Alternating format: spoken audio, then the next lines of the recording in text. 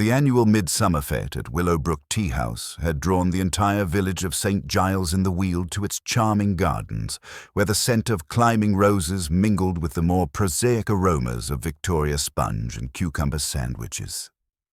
Miss Jane Marple, comfortably settled in a wicker chair beneath the spreading branches of an ancient oak, observed the cheerful chaos with the gentle attention that had become second nature to her over the decades.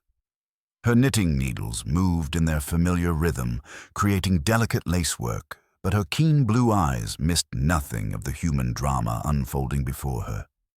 The tea house itself stood as the centerpiece of the festivities, a charming octagonal structure of white-painted wood and glass, its Victorian elegance somewhat faded, but still possessing an undeniable charm. Built in the 1880s by the eccentric Lady Pemberton as a retreat for reading poetry and entertaining intimate friends, it had passed through several hands before becoming the commercial establishment it was today. The current proprietress, Mrs. Agatha Thornfield, had transformed it into the village's social hub, though her rather imperious manner had earned her as many critics as admirers. Mrs. Thornfield herself could be seen moving through the crowd with the determined efficiency of a general inspecting troops. Her steel-gray hair was arranged in an uncompromising chignon, and her black silk dress, though appropriate for the occasion, somehow managed to suggest that she considered the entire affair slightly beneath her dignity. She paused frequently to issue instructions to the various volunteers, her voice carrying clearly across the lawn, despite her obvious attempts at discretion. "Eleanor, dear, those teacups simply will not do," Miss Marple heard her say to a young woman arranging the display at the main refreshment tent. "The spode china, if you please. We must maintain standards, even at a village fete." Eleanor Ashworth, a pale, nervous creature who served as Mrs. Thornfield's assistant, hurried to comply. Miss Marple had noticed the girl's hands trembling slightly as she handled the delicate porcelain, and wondered whether it was merely the pressure of the occasion or something deeper that caused such obvious anxiety. The cast of characters. Near the makeshift bandstand, where the local brass ensemble was making a valiant attempt at a Gilbert and Sullivan medley, stood Professor Aldrich Whitmore, recently retired from his position at Oxford, and now the self-appointed intellectual leader of village society. His tall, angular frame was bent attentively toward Mrs. Cynthia Pemberton, the wealthy widow who had purchased the old manor house the previous spring. Mrs. Pemberton's elegant lavender dress and carefully arranged silver hair spoke of London sophistication, though Miss Marple had observed that she seemed perpetually ill at ease in village society. The classical references in Tennyson's later work, Professor Whitmore was saying in his carrying academic voice, demonstrate a profound understanding of mythological symbolism that is quite lost on the modern reader. Mrs. Pemberton nodded with the glazed expression of someone who had learned to appear interested in subjects that bored her profoundly. Her gaze kept straying toward the tea house, where a small group of younger villagers had gathered around the gramophone that would later provide music for the evening's festivities. Among this younger set, Miss Marple noted the particular attention being paid to Miss Vivian Ashworth, Eleanor's oldest sister, who had arrived from London just the week before under circumstances that had provided considerable fuel for village speculation. Vivian possessed the kind of striking beauty that drew masculine attention like a magnet, with auburn hair that caught the afternoon light and green eyes that seemed to hold secrets. She was currently accepting the devoted attentions of both Mr. Gerald Pembridge, the earnest young bank manager, and Mr. Lionel Croft, the village's newest resident, an artist whose bohemian appearance and unconventional opinions had already marked him as an object of suspicion among the more conservative villagers. "I do think," said Mrs. Emmeline Price, settling herself in the chair beside Miss Marple with the satisfied air of someone bearing fresh gossip, "that young Vivian Ashworth is rather too free with her favors, leading those poor young men on in such a manner. In my day, a girl knew better than to encourage two suitors simultaneously." Miss Marple's needles continued their steady clicking. "Young people have always found ways to complicate their lives, I'm afraid," she observed mildly, though I must say the gentleman seemed quite willing to be complicated. Indeed, the tension between Mr. Pembridge and Mr. Croft was becoming increasingly obvious as the afternoon progressed.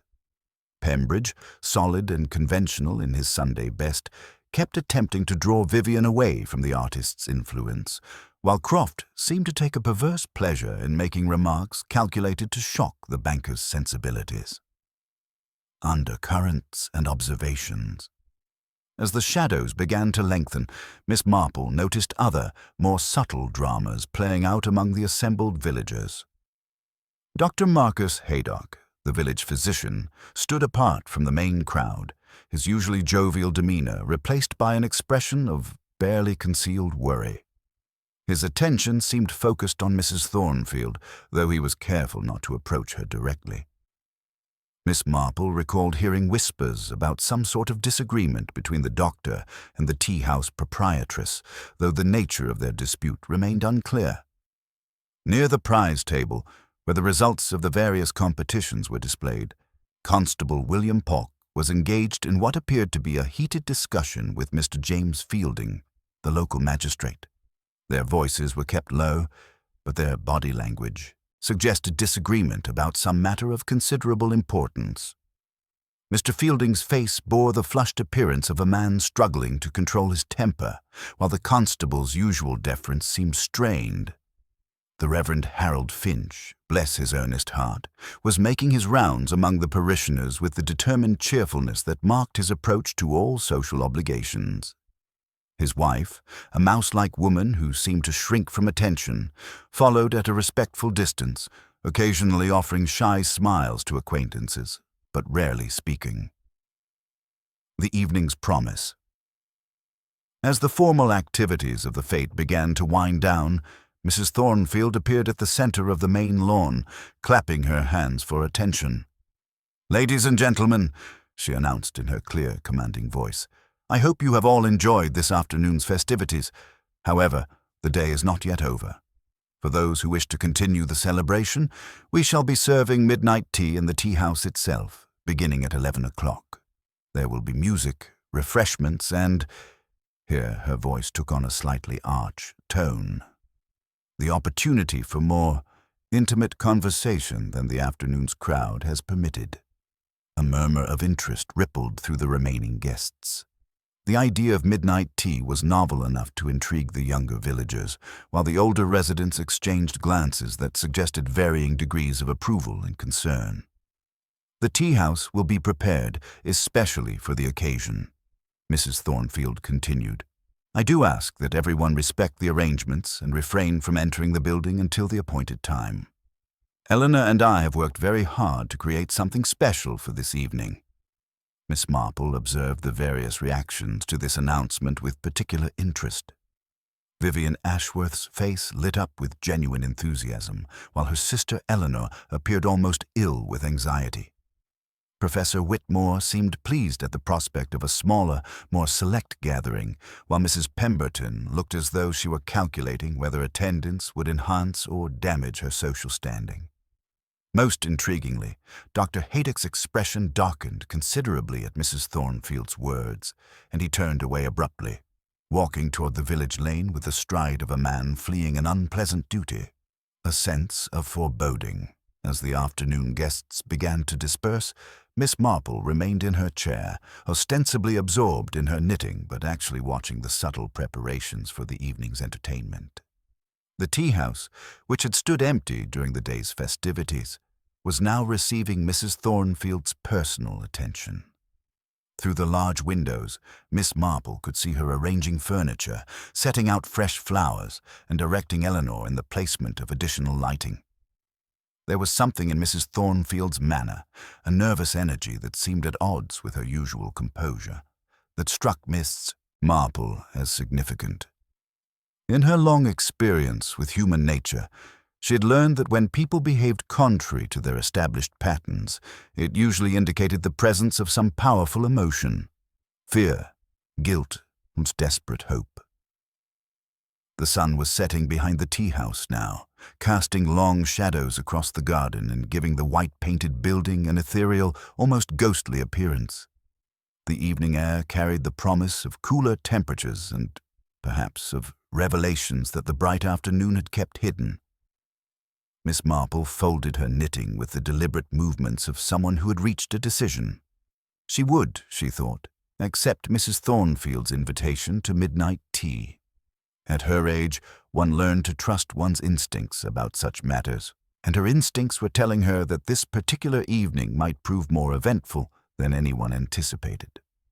The village of St. Giles in the Weald settled into the quiet of early evening, but beneath the peaceful surface, currents of emotion and intention continued to flow toward whatever destiny awaited them in the charming octagonal tea house, where midnight would bring far more than anyone had bargained for. The village of St. Giles in the Weald settled into evening quiet, though beneath the peaceful surface, currents of anticipation and unease continued to flow toward the promised midnight gathering. Miss Marple, comfortably ensconced in the vicarage sitting-room after a modest supper of soup and cold ham, found herself the recipient of Mrs. Finch's nervous confidences as the clock approached 10:30. "You will be going to the midnight tea, Miss Marple?" Mrs. Finch asked timidly, her hands twisting in her apron as she collected the evening's teacups. "If I am still awake at that hour," Miss Marple replied mildly, her knitting needles maintaining their steady rhythm. "At my age, one's ambitions rarely extend beyond a hot water bottle and a comfortable bed. Still, it would be a pity to miss such an innovation in village life." Mrs. Finch's expression grew more troubled. "I cannot think what possessed Mrs. Thornfield. Tea at midnight. It sounds almost continental. Harold says there is no harm in a few people gathering peaceably, but you know how tongues will wag." "I've always found that tongues wag regardless," Miss Marple observed gently. "It is, after all, their chief occupation. Who is likely to attend, do you think?" "Oh, the younger ones, mostly." Miss Vivian Ashworth was quite excited about it, and Mr. Pembridge, of course, and that artist fellow. Mr. Croft.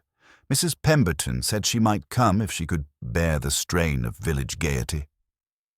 Dr. Haydock has been invited, though he seemed rather put out when I saw him leaving the green earlier. Miss Marple's needles paused almost imperceptibly. "Put out? In what way?" "Well, when Mrs. Thornfield announced the midnight tea, his face went quite dark. He turned away immediately and walked off toward the lane with such a stride, as though he were fleeing something unpleasant." Mrs. Finch lowered her voice. "People do say there's been some sort of disagreement between them, about money perhaps, or professional matters." "Ah," said Miss Marple thoughtfully. "Professional disagreements can be particularly bitter.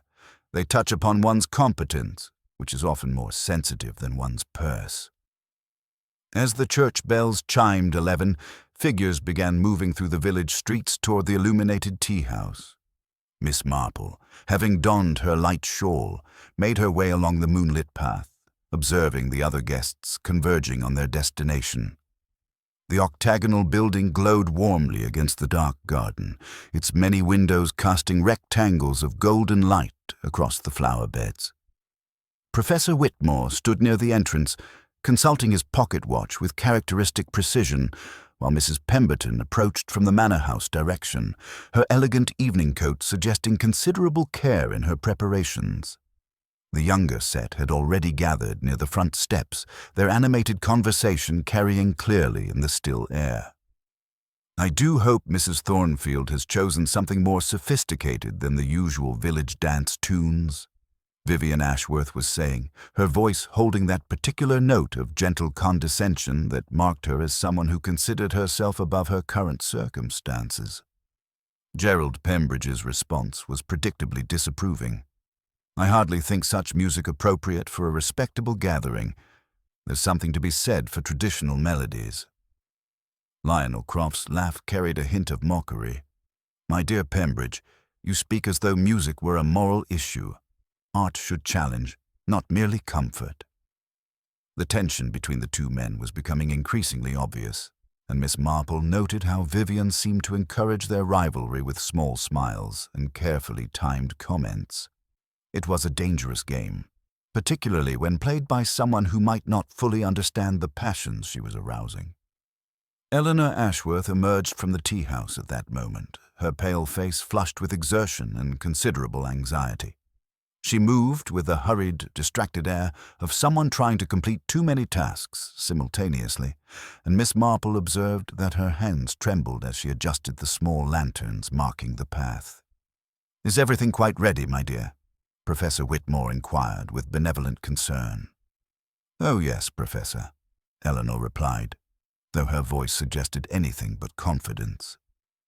"Mrs. Thornfield has arranged everything beautifully. She's always been one to think of everything, to plan for every contingency. Nothing is left to chance when Mrs. Thornfield organizes an event." Miss Marple found this comment particularly interesting, delivered as it was with an undertone that suggested Eleanor's admiration for her employer's thoroughness was not entirely unmixed with other emotions, her best fear, perhaps, or resentment at being so completely managed. Through the tea-house windows, they could see Mrs. Thornfield moving purposefully among the tables, making final adjustments to the carefully arranged settings. The lights dimmed momentarily, then brightened again, as though someone were testing the illumination for optimal effect.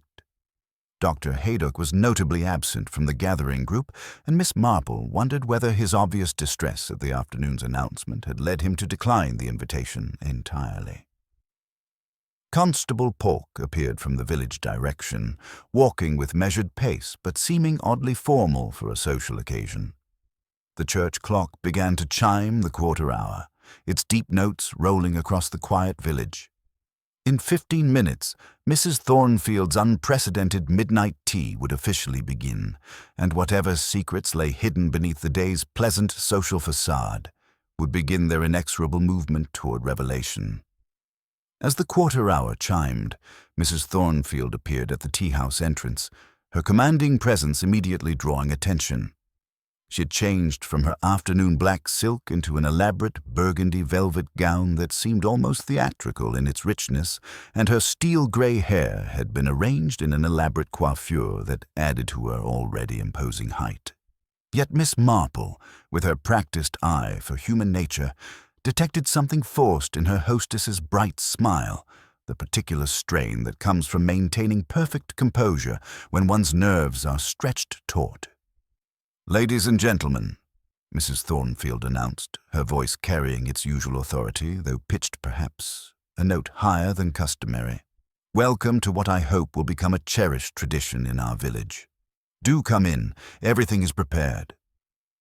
The interior of the octagonal tea-house had been transformed into something approaching theatrical elegance. Additional candles supplemented the electric lighting, creating pools of warm, intimate illumination that flickered gently against the white-painted woodwork. Fresh roses adorned every surface, their perfume mixing with lingering scents of afternoon baking to create an atmosphere both welcoming and slightly overwhelming. The furniture had been rearranged to encourage small groupings rather than general mingling, with comfortable chairs and small tables positioned around a central serving area, dominated by an elaborate silver tea service. Miss Marple accepted the seat Eleanor nervously indicated near the hearth, a position that afforded an excellent view of the entire room while appearing merely convenient for an elderly lady who might feel the evening chill.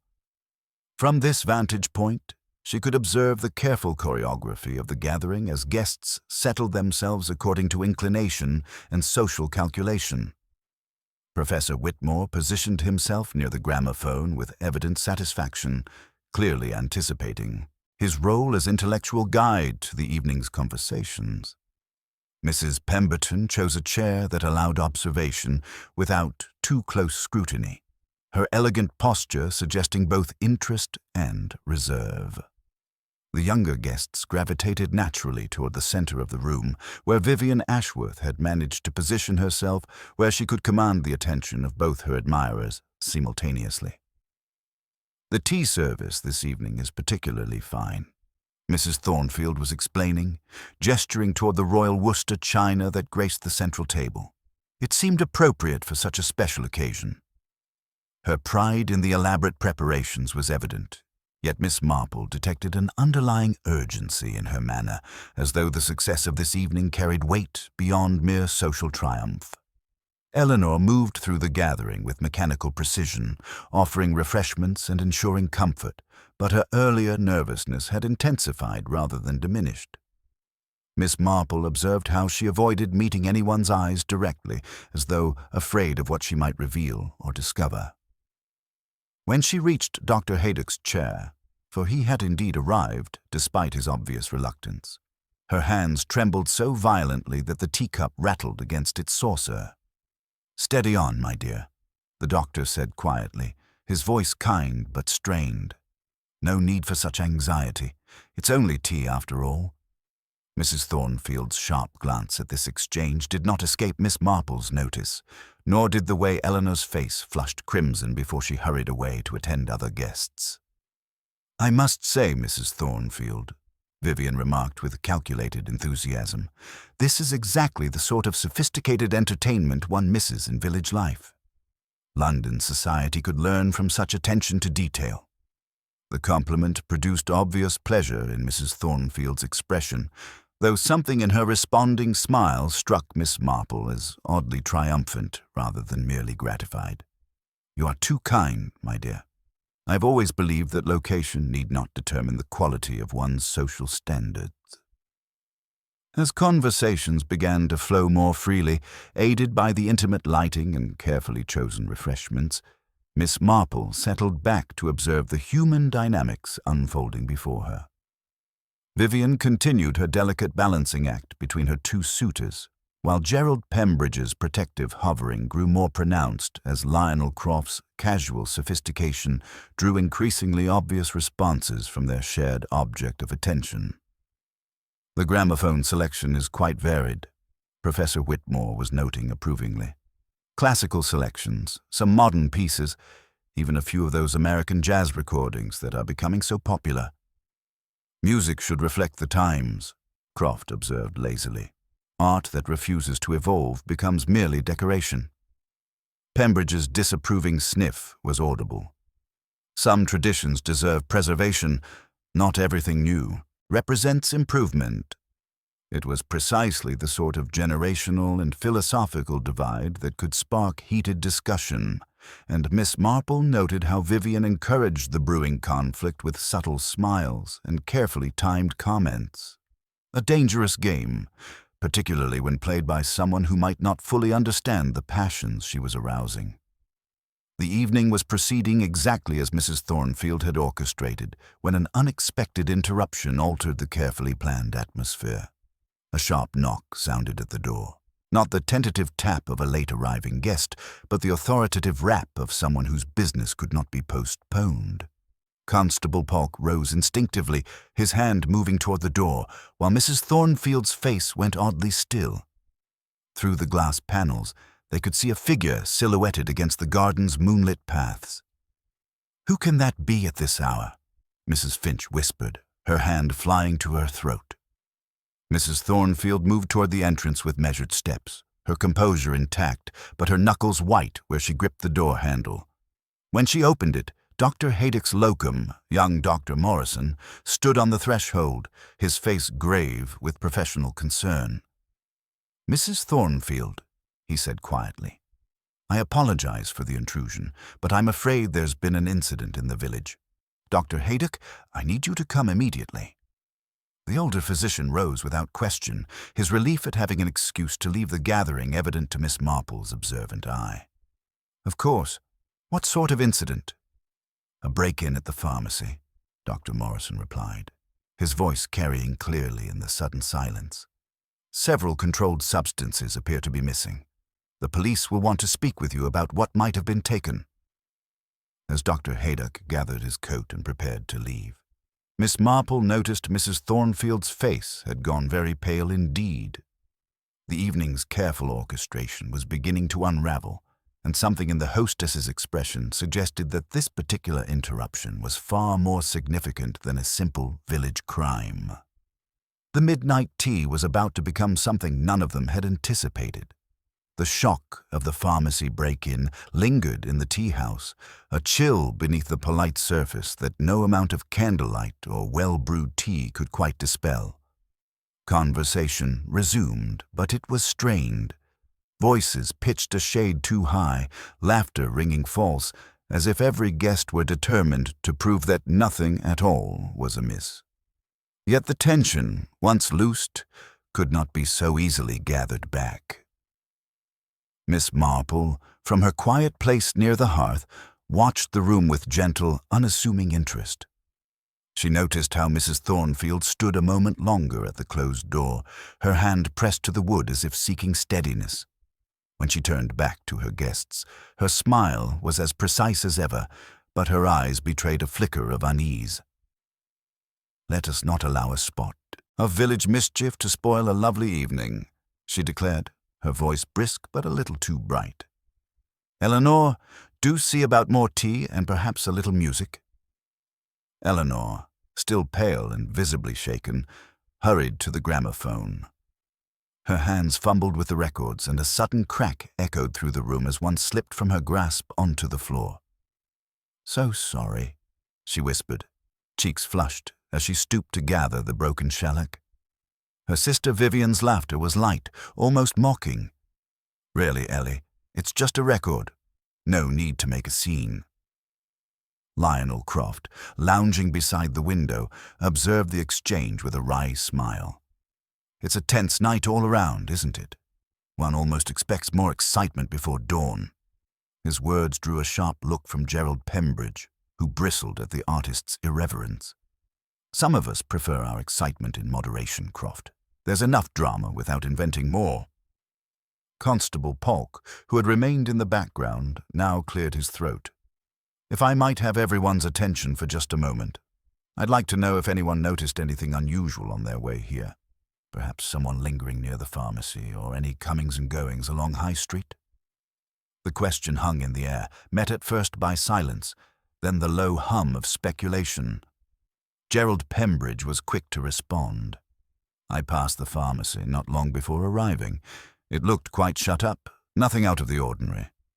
His gaze, however, slid toward Lionel Croft, who returned it with a measured indifference. "And you, Mr. Croft?" Polk's tone sharpened slightly. "Did you happen to pass that way?" Croft shrugged, a half grin on his lips. "My route takes me past the church, not the High Street. I was admiring the moon over the steeple, but I suppose if you're looking for unusual types out at midnight, I do fit the bill." A ripple of uncomfortable laughter circled the room. Mrs. Price, ever eager to share a theory, leaned in to whisper, "Always said that young man was odd. Never quite knew his sort." Meanwhile, Eleanor approached Miss Marple with a fresh cup of tea, but her hand trembled so badly that a spill seemed inevitable. "Do sit with me a moment, dear," Miss Marple murmured kindly. "You look quite worn out. These evenings can be so taxing." Eleanor's eyes darted, wide and fearful, but she managed a shaky, "I'm all right, thank you, Miss Marple. Just a bit too much to do. Mrs. Thornfield expects perfection, and I—" Her voice trailed off, and she retreated to the sideboard, where a row of gleaming teapots awaited. As Eleanor reached for one, her sleeve caught on a tray and a teapot wobbled precariously. She caught it just in time, but stood frozen, breath coming quick. Mrs. Thornfield's voice, sharper than intended, called out, "Careful, Eleanor. That's the Darjeeling. Don't spill it." The room's attention turned to the row of teapots, each labeled in elegant script, Assam, China, Ceylon. At the end, slightly apart, stood a smaller pot labeled Special House Blend. Eleanor hastily adjusted it, her movements hurried and tense. "Oh, your famous house blend, Mrs. Thornfield?" Professor Whitmore inquired, seeking to smooth over the awkwardness. "Is it as rare as they say?" "A family recipe," Mrs. Thornfield replied, her composure returning with the familiar ritual. "Not to everyone's taste, but I do recommend it." Lionel Croft raised his cup with a mock salute. "I'll try anything once. Life's too short to stick to the ordinary." Vivian gave a theatrical shudder. "You would, but I'll keep to what I know. Midnight is a dangerous hour for experimenting with strange brews. Who knows what might happen?" Her words, meant in jest, seemed to echo a little too loudly in the hush. Outside, the church clock began to chime. The hour. Midnight. The sound seemed to draw every eye to the darkened windows, beyond which the garden lay in deep shadow. Constable Polk, perhaps sensing the mounting discomfort, fixed his attention on Lionel Croft. "I'll want to speak with you further in the morning, Mr. Croft, and anyone else who might have noticed anything odd tonight." The implication was clear. An outsider, a convenient suspect. Miss Marple, quietly observing, noted how the villagers seized on this narrative, their relief at having a potential culprit almost palpable. But to her, the pattern was not so simple. Eleanor's anxiety, Mrs. Thornfield's brittle composure, the curious prominence of the special house blend. All these details seemed to suggest deeper currents at work. As fresh tea was poured and the conversation struggled to recover, Miss Marple folded her hands in her lap. The village, she reflected, was quick to restore order by finding a scapegoat, but human nature was rarely so tidy. The true explanation, she suspected, was still hidden in plain sight, waiting for a patient observer to unravel its threads. Beneath the surface gaiety, tension continued to build. Somewhere in the interplay of secrets and small betrayals, Miss Marple sensed a tragedy was quietly taking shape. The midnight hour had settled over the tea-house like a velvet curtain, but the earlier harmony had given way to an undercurrent of tension that seemed to thicken with each passing moment. Miss Marple, her knitting needles moving in their familiar rhythm, observed the subtle shifts in behavior that spoke volumes about the human drama unfolding before her. Vivian Ashworth had positioned herself with calculated precision between her two admirers, her green eyes sparkling with what Miss Marple recognized as the particular cruelty that sometimes accompanied great beauty. She was recounting an anecdote from her London experiences, her voice pitched to include just the right audience while excluding others. "The gallery opening was absolutely dreadful," she was saying with practiced sophistication. "All those earnest people discussing artistic vision when what they really meant was whether the paintings would match their drawing-room curtains." Gerald Pembridge's jaw tightened at Lionel Croft's appreciative chuckle. "I suppose you find such shallow attitudes amusing," the bank manager said stiffly. "Some of us believe that art should serve higher purposes than mere decoration." Vivian's laugh held just a hint of cruelty that made Miss Marple's needles pause almost imperceptibly. "Oh, but Gerald, surely you're not going to lecture us about higher purposes. After all, what higher purpose does banking serve beyond the accumulation of money?" The thrust struck home, and Pembridge's face flushed an unbecoming red.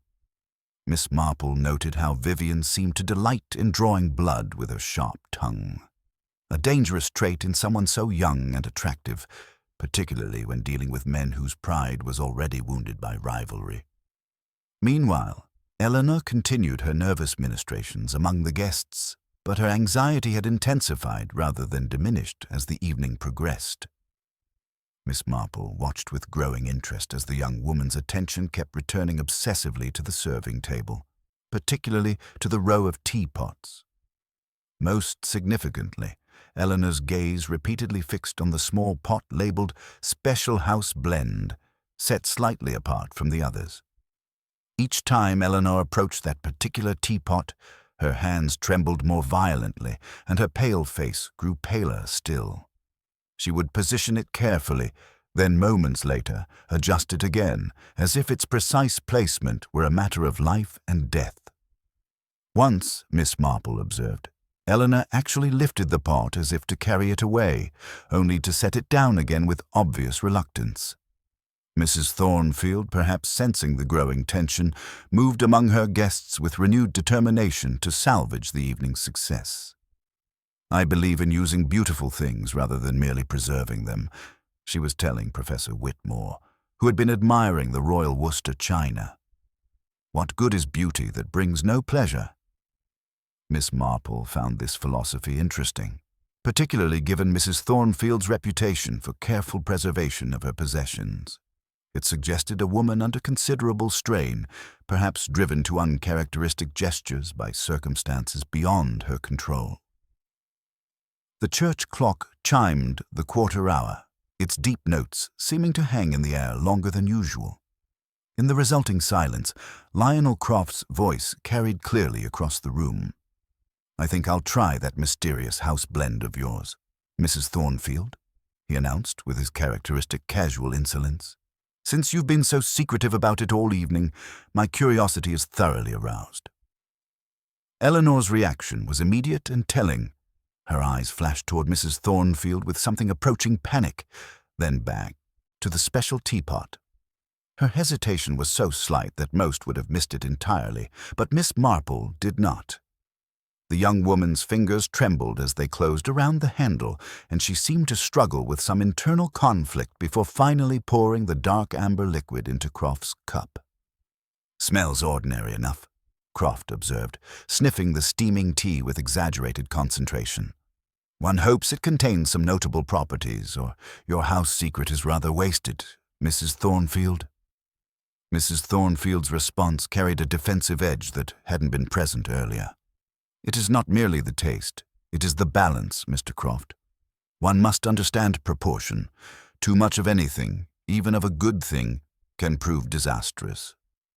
Miss Marple, who had heard such remarks delivered in very different contexts throughout her long experience with human nature, wondered whether their hostess quite realized how revealing that particular observation sounded.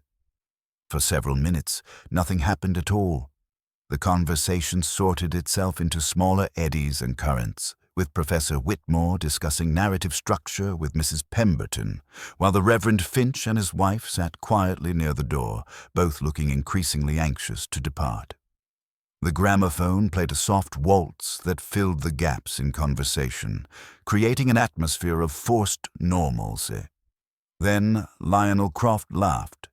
It was not at first an unusual laugh. Light, slightly mocking, the way he had laughed more than once that evening. His cup was half raised to his lips. "Well," he said, "if this is your famous secret, Mrs. Thornfield, I must say it's rather His voice stopped abruptly. He stared at the cup as though it had become incomprehensible, then set it very carefully on the table. His free hand went to his throat, and his expression shifted from casual amusement to bewildered alarm. "Lionel," Vivian said, her voice sharp with sudden concern. He tried to speak, but no sound came. His other hand clawed at his collar as his face, beneath its fashionable tan, began draining of color. A single harsh breath tore from his chest, and then his breathing became labored, desperate. The transformation was terrifying in its swiftness. Dr. Morrison, who had been preparing to leave, pushed through the suddenly alarmed guests as Croft lurched to his feet, knocking his chair backward with a crash. The teacup overturned, its contents spilling across the polished table in a dark, accusatory stain. "Stand back," Morrison ordered sharply. "Give him air. Get those candles away." Miss Marple observed each reaction with the keen attention that had served her so well over the years. Eleanor stood frozen, hands pressed to her mouth, her face a mask of horror that might have been genuine or carefully constructed. Gerald Pembridge stared in shock, caught between genuine concern and something more complicated, perhaps relief at the removal of his rival. Mrs. Thornfield remained rigid behind her chair, knuckles white where she gripped the wooden back, her expression strangely distant. Croft's breathing came in ragged, strangled gasps. He made an incoherent sound, somewhere between a curse and a plea, and then his knees gave way. Dr. Morrison caught him as he fell, lowering him gently to the carpeted floor. The young physician worked with swift efficiency, loosening Croft's collar, checking his pulse with practiced fingers. Professor Whitmore, with shaking hands, stopped the gramophone, and the room filled with the stark sounds of crisis, hurried breaths, a stifled sob, the scrape of chairs as people pressed closer or drew back in horror. Miss Marple rose slowly, allowing it to appear that she was merely an elderly lady concerned, but not essential to the emergency. She positioned herself where she could observe Dr. Morrison's face as he bent over the fallen man, and what she saw there confirmed her growing suspicions. The doctor's frown deepened as he placed his ear close to Croft's chest, then straightened with that dreadful professional blankness that speaks more eloquently than words. "It's no good," he said quietly. "He's gone." The words fell into the silence like stones into still water, creating ripples of shock and disbelief. Mrs. Finch let out a small cry, while Vivian stood very still, one hand pressed to her bodice as though to keep her heart from leaping out. Gerald Pembridge, white to the lips, took an uncertain step forward. "But that's impossible," he stammered. "He was perfectly well. He was talking just a moment ago." Miss Marple thought, but did not say, that people who were about to die from poison often appeared perfectly well until the very end. Constable Polk, his solid nature struggling to accommodate sudden death in his presence, swallowed hard and straightened his helmet. "Now then," he managed, his voice hoarse with shock. "We mustn't jump to conclusions. Dr. Morrison, what do you think happened?" Morrison hesitated, his gaze falling briefly on the overturned cup and its spreading stain. "It was very sudden.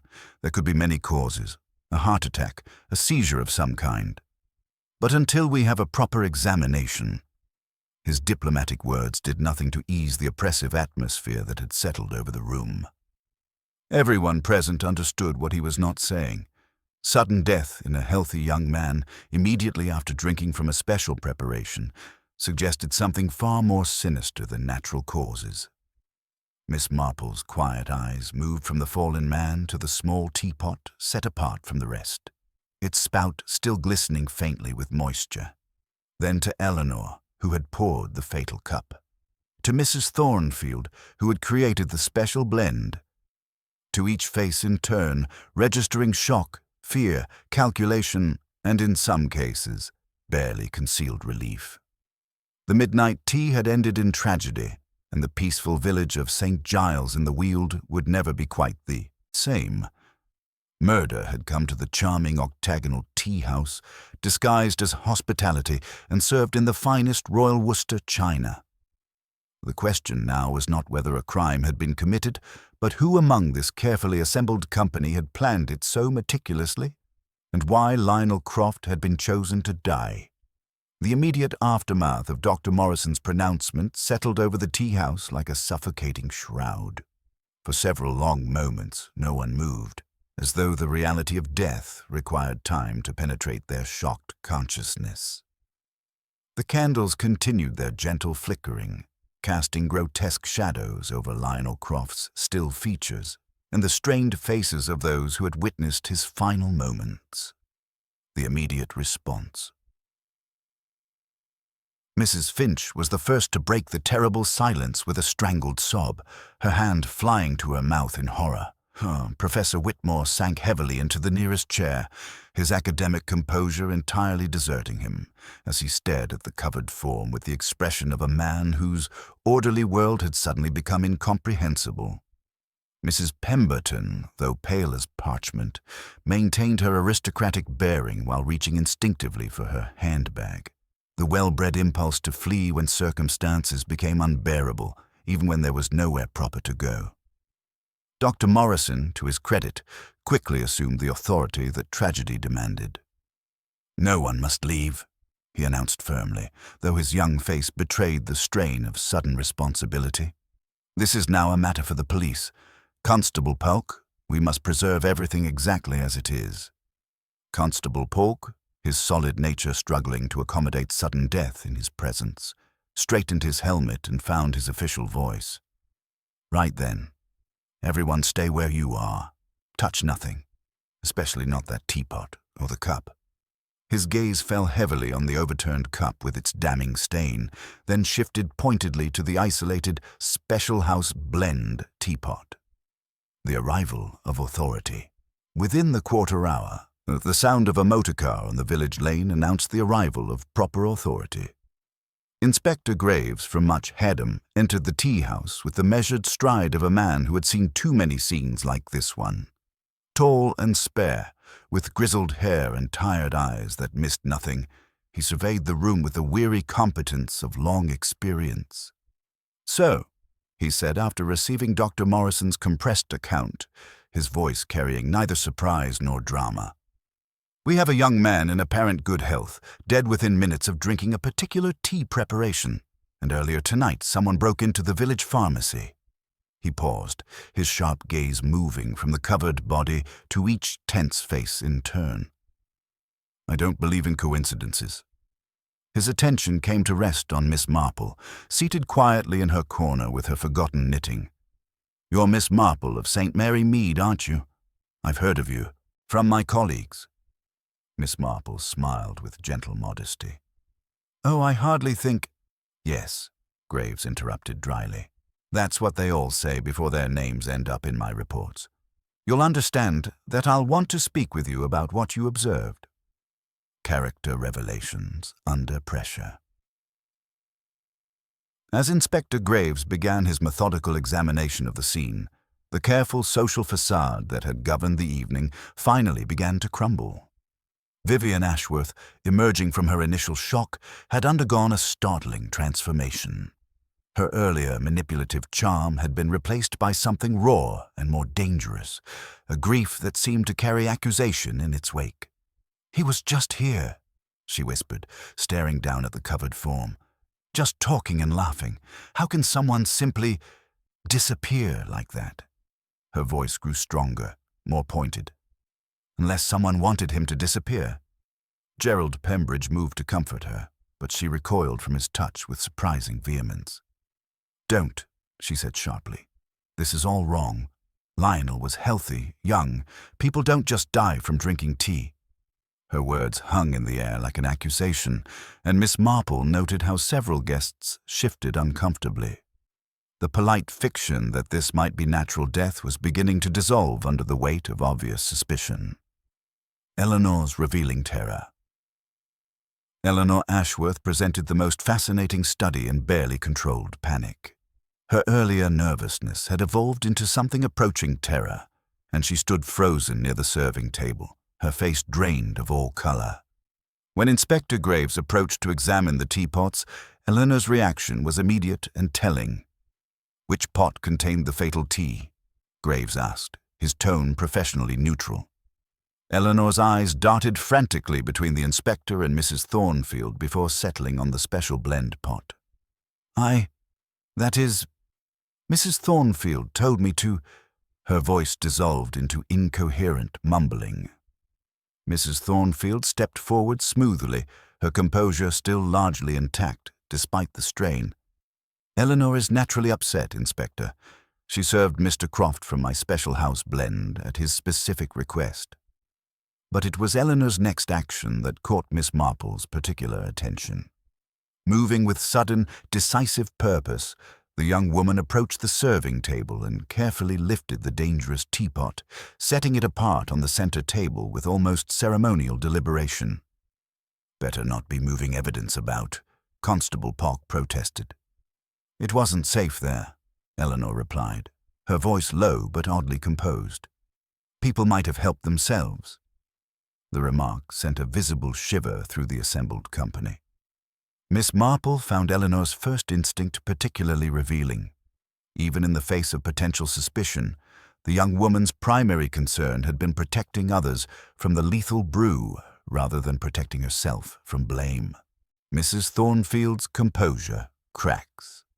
When Inspector Graves pressed Mrs. Thornfield about the contents of her special blend, her earlier commanding presence began to show significant fractures. "It's a family recipe," she said, her voice carrying a defensive edge that hadn't been present earlier. "Various herbs and spices blended with premium tea leaves. Nothing harmful." "Could you be more specific about the ingredients?" Dr. Morrison inquired, approaching the pot with obvious caution. "Some herbs can be dangerous in large quantities." Mrs. Thornfield's hesitation was brief but telling. "The exact proportions are It's been in my family for generations. I don't precisely recall every ingredient. Miss Marple found this answer particularly fascinating, coming from a woman who had spent the entire evening demonstrating meticulous attention to detail in every other aspect of the gathering. People who suddenly forgot family recipes, she reflected, were usually people with something significant to hide. A crucial slip. It was then that Eleanor, perhaps pushed beyond her limits by the mounting pressure, made a revealing slip that would prove significant. "But you were so careful," she burst out, her voice cracking with strain. "You always checked everything. You always said that some things were best left untouched until the very last moment."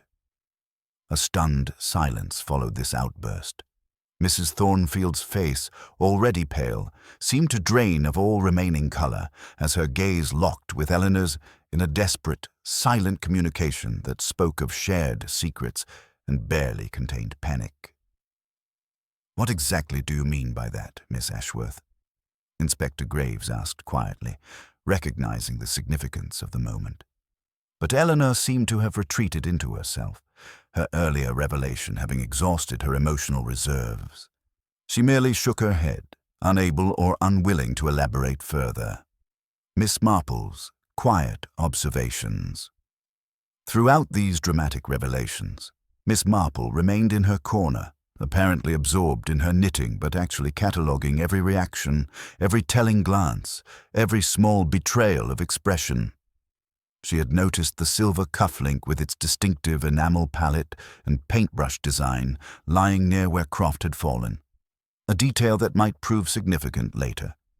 She observed how Dr. Haydock's earlier anger at Mrs. Thornfield's announcement had kept him away from the fatal gathering. Most importantly, she noted the complex web of relationships and resentments that had been brewing beneath the village's peaceful surface.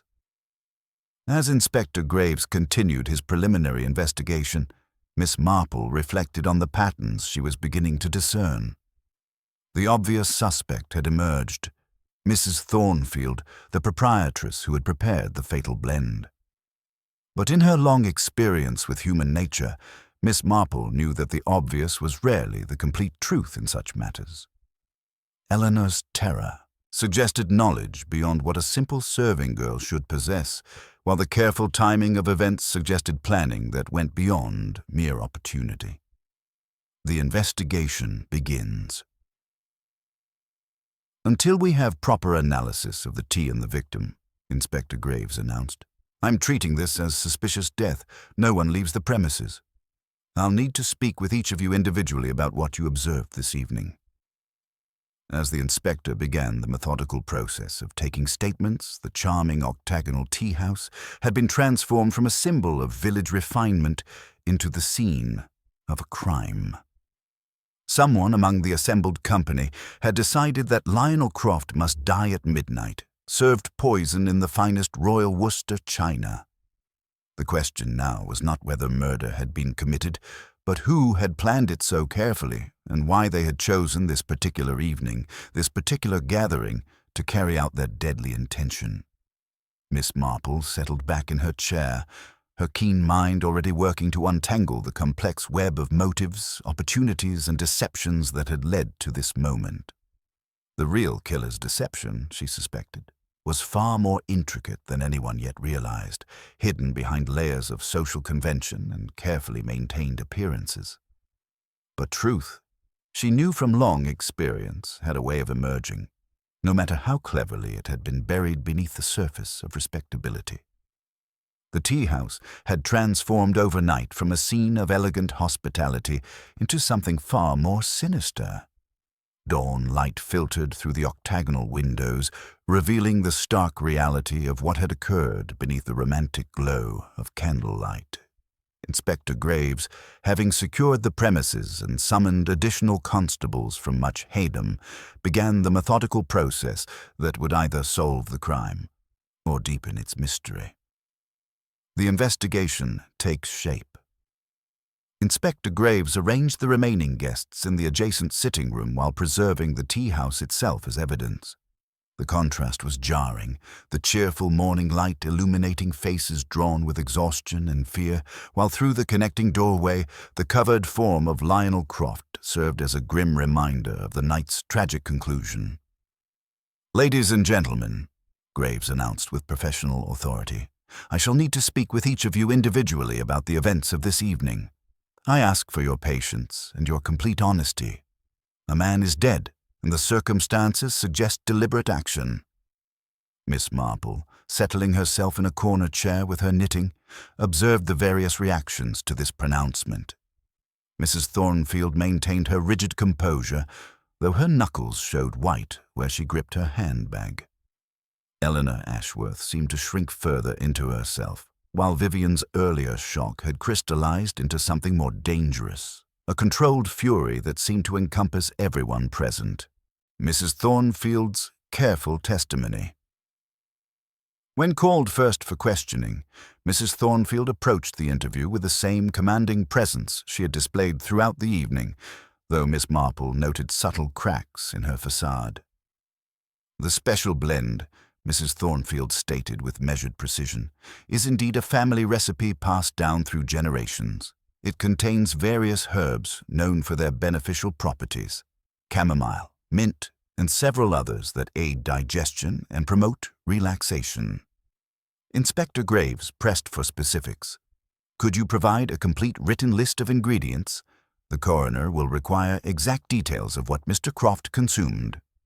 Here, Mrs. Thornfield's composure showed its first significant fracture. "The recipe has always been passed down orally, Inspector. I don't have precise written measurements. It's a matter of experience, of understanding the proper proportions." Dr. Morrison, who had remained to assist with the investigation, interjected with professional concern. "Some traditional herbal preparations can be dangerous if prepared incorrectly. Digitalis, for instance, is beneficial in therapeutic doses, but lethal in larger quantities." The mention of digitalis caused Mrs. Thornfield's face to go very still. "I'm not a fool, Doctor. I understand the difference between medicine and poison." Miss Marple found this exchange particularly revealing. In her experience, people who protested their competence so vehemently were often those most conscious of having made a critical error. Eleanor's breakdown. When Eleanor's turn came, the young woman's fragile composure finally shattered completely. She approached the questioning chair like someone walking to the gallows, her hands trembling so violently that she could barely manage to sit down. "I served him the tea," she whispered, her voice barely audible above the morning breeze through the windows. "Mrs. Thornfield had told me earlier, after the fete ended, that the special blend was for particular guests, people who specifically requested it." Inspector Graves leaned forward with interest. "She gave you these instructions this afternoon, before Mr. Croft had even arrived for the midnight gathering." Eleanor's eyes darted frantically toward Mrs. Thornfield, seeking guidance that was not forthcoming. "Yes," she managed. "She said it was for discerning people, those who appreciated quality." The timing was significant, suggesting premeditation hours before the fatal moment. Miss Marple noted how Eleanor's answer sounded rehearsed, as though she had been coached in what to say but had lost her nerve under pressure. "Eleanor," Inspector Graves continued gently, "you seemed particularly distressed when Mr. Croft chose that blend. Why?" The question broke whatever remained of Eleanor's composure. "He shouldn't have picked it," she burst out through tears. "No one ever does. It just sits there, and I hoped." Her voice dissolved into incoherent sobbing. A crucial discovery. It was during Eleanor's emotional breakdown that Constable Polk made a discovery that transformed the investigation.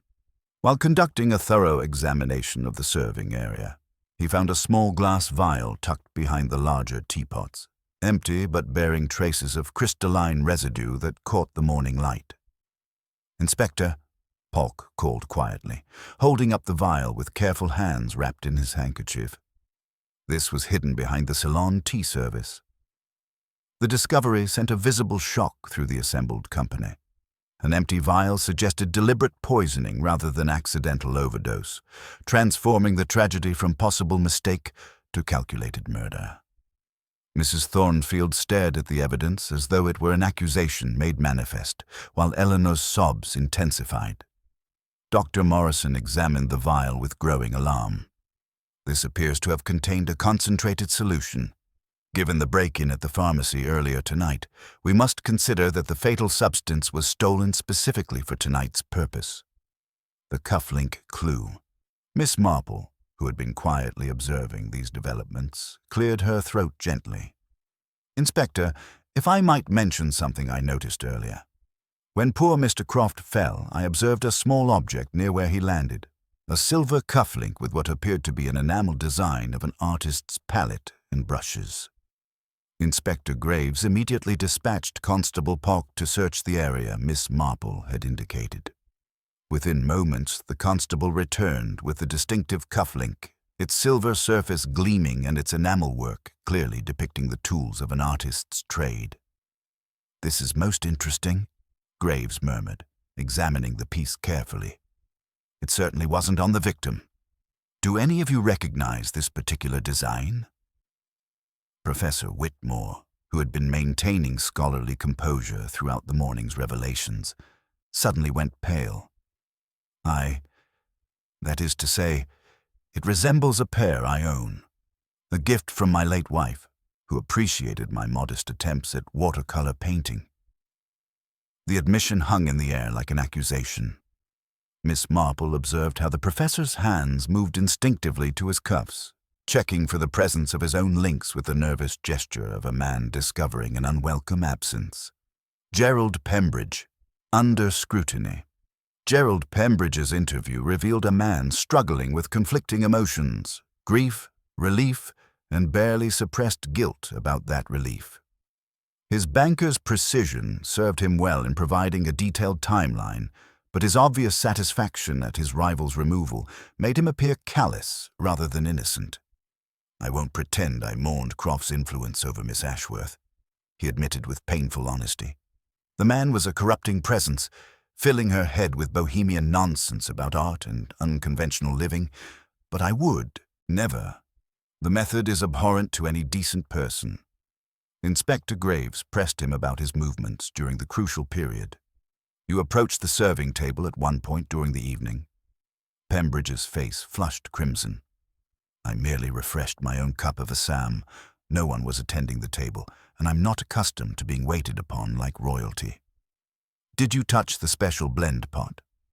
"Certainly not," Pembridge replied too quickly. "I've never cared for Mrs. Thornfield's mysterious concoctions. They always taste bitter to me, medicinal rather than pleasant." Vivian's dangerous testimony. When Vivian Ashworth faced questioning, her earlier shock had evolved into something more complex and potentially dangerous. Her beauty, which had been her weapon throughout the evening, now served as both armor and accusation. "Lionel was the most vital person I've ever known," she declared, her voice carrying genuine emotion beneath its calculated delivery. "He had plans, dreams. He was going to take me to London, introduce me to real artists, real thinkers. Someone has murdered not just him, but everything he represented." Her emphasis on the word "someone" carried unmistakable implication, and her gaze swept the assembled company with barely concealed accusation. Miss Marple noted how Vivian's grief seemed to focus particularly on Eleanor, whose earlier nervousness had evolved into cataleptic terror. "Did you and Mr. Croft have any disagreements tonight?" Inspector Graves inquired. Vivian's laugh held no humor. "We argued constantly, about art, about money, about the suffocating nature of village life. But arguments between intelligent people are stimulating, Inspector, not murderous." The pharmacy connection deepens. Dr. Morrison's more detailed inventory of the pharmacy break-in yielded crucial information. A small quantity of a highly potent alkaloid, historically used in certain obscure medical preparations, was confirmed missing. It was precisely the type of fast-acting poison that could have been administered in tea without immediately detectable taste or odor. This discovery tightened the web of evidence around Mrs. Thornfield, whose special blend, combined with her evasiveness about ingredients and the convenient timing of the pharmacy theft, created a compelling narrative of premeditated murder. Yet Miss Marple observed something curious in Mrs. Thornfield's demeanor. Not the behavior of a guilty woman trying to escape justice, but of someone resigned to bearing blame for crimes not entirely her own. Miss Marple's growing understanding. Throughout these revelations, Miss Marple remained quietly observant, her knitting needles maintaining their steady rhythm while her mind worked to assemble the emerging pattern. She had noted several details that seemed to escape the official investigation. Eleanor's protective instinct toward the dangerous brew, the careful timing of various preparations, and most significantly, the complex emotional dynamics that had been orchestrated throughout the evening.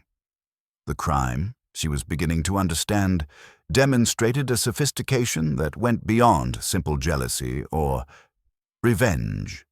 Someone had orchestrated events with remarkable precision, using the village's own social conventions and personal relationships to create perfect conditions for murder. The question was not merely who had killed Lionel Croft, but how they had managed to manipulate so many people into playing assigned roles in this deadly drama. The investigation's next phase. As the morning interviews concluded, Inspector Graves found himself with multiple suspects, each possessing means, motive, and opportunity. Mrs. Thornfield remained the obvious choice, the proprietress who had prepared the fatal blend and possessed both botanical knowledge and access to the crime scene. Professor Whitmore's missing cufflink suggested his presence near the victim at a crucial moment. Gerald Pembridge's obvious relief at his rival's death provided clear motive, while Vivian's manipulative nature and complex relationships offered multiple avenues for suspicion. Yet Miss Marple, settling back in her corner chair as the official questioning concluded, reflected on the patterns she was beginning to discern. In her long experience with human nature, she had learned that the most carefully planned crimes often contained the seeds of their own revelation. Truth, she knew, had a way of emerging from the most elaborate deceptions, particularly when the deceiver had underestimated the power of careful observation. The midnight tea had indeed become a tragedy, but Miss Marple suspected that the full truth remained hidden beneath layers of misdirection that would require all her understanding of human psychology to unravel. Someone in this charming village had committed murder with remarkable cunning, but no deception, however clever, could long withstand the patient scrutiny of a mind trained to see through the comfortable lies that people told themselves and others. As the church bells chimed 9 o'clock, marking the end of a night that had changed St. Giles in the Weald forever, the real investigation was only beginning. The obvious answers lay before them like a carefully prepared stage, but Miss Marple's instincts told her that the true performance was yet to be revealed. The morning after the tragedy brought a peculiar quality to St. Giles in the Weald, the hushed, electric atmosphere that follows when a community's sense of safety has been fundamentally shaken. Word of Lionel Croft's sudden death had spread with the ruthless efficiency particular to small villages, and by midday the narrow lanes buzzed with subdued speculation and carefully lowered voices. The village responds. Miss Marple, making her way from the vicarage toward the green with her knitting bag, observed how conversations faltered as she passed, then resumed with renewed intensity once she had moved beyond earshot. At the bakery, Mrs. Price held court with evident satisfaction, selecting a currant bun with the air of someone choosing evidence. "I said from the very beginning that there was something not quite right about that tea house," she declared to her assembled audience. "All that late-night business and fancy strangers, it isn't natural, and now we see the result." "You can't blame Mrs. Thornfield for everything," protested young Mrs. Carter, though her tone lacked conviction. "She's always been perfectly proper." Mrs. Price sniffed dismissively.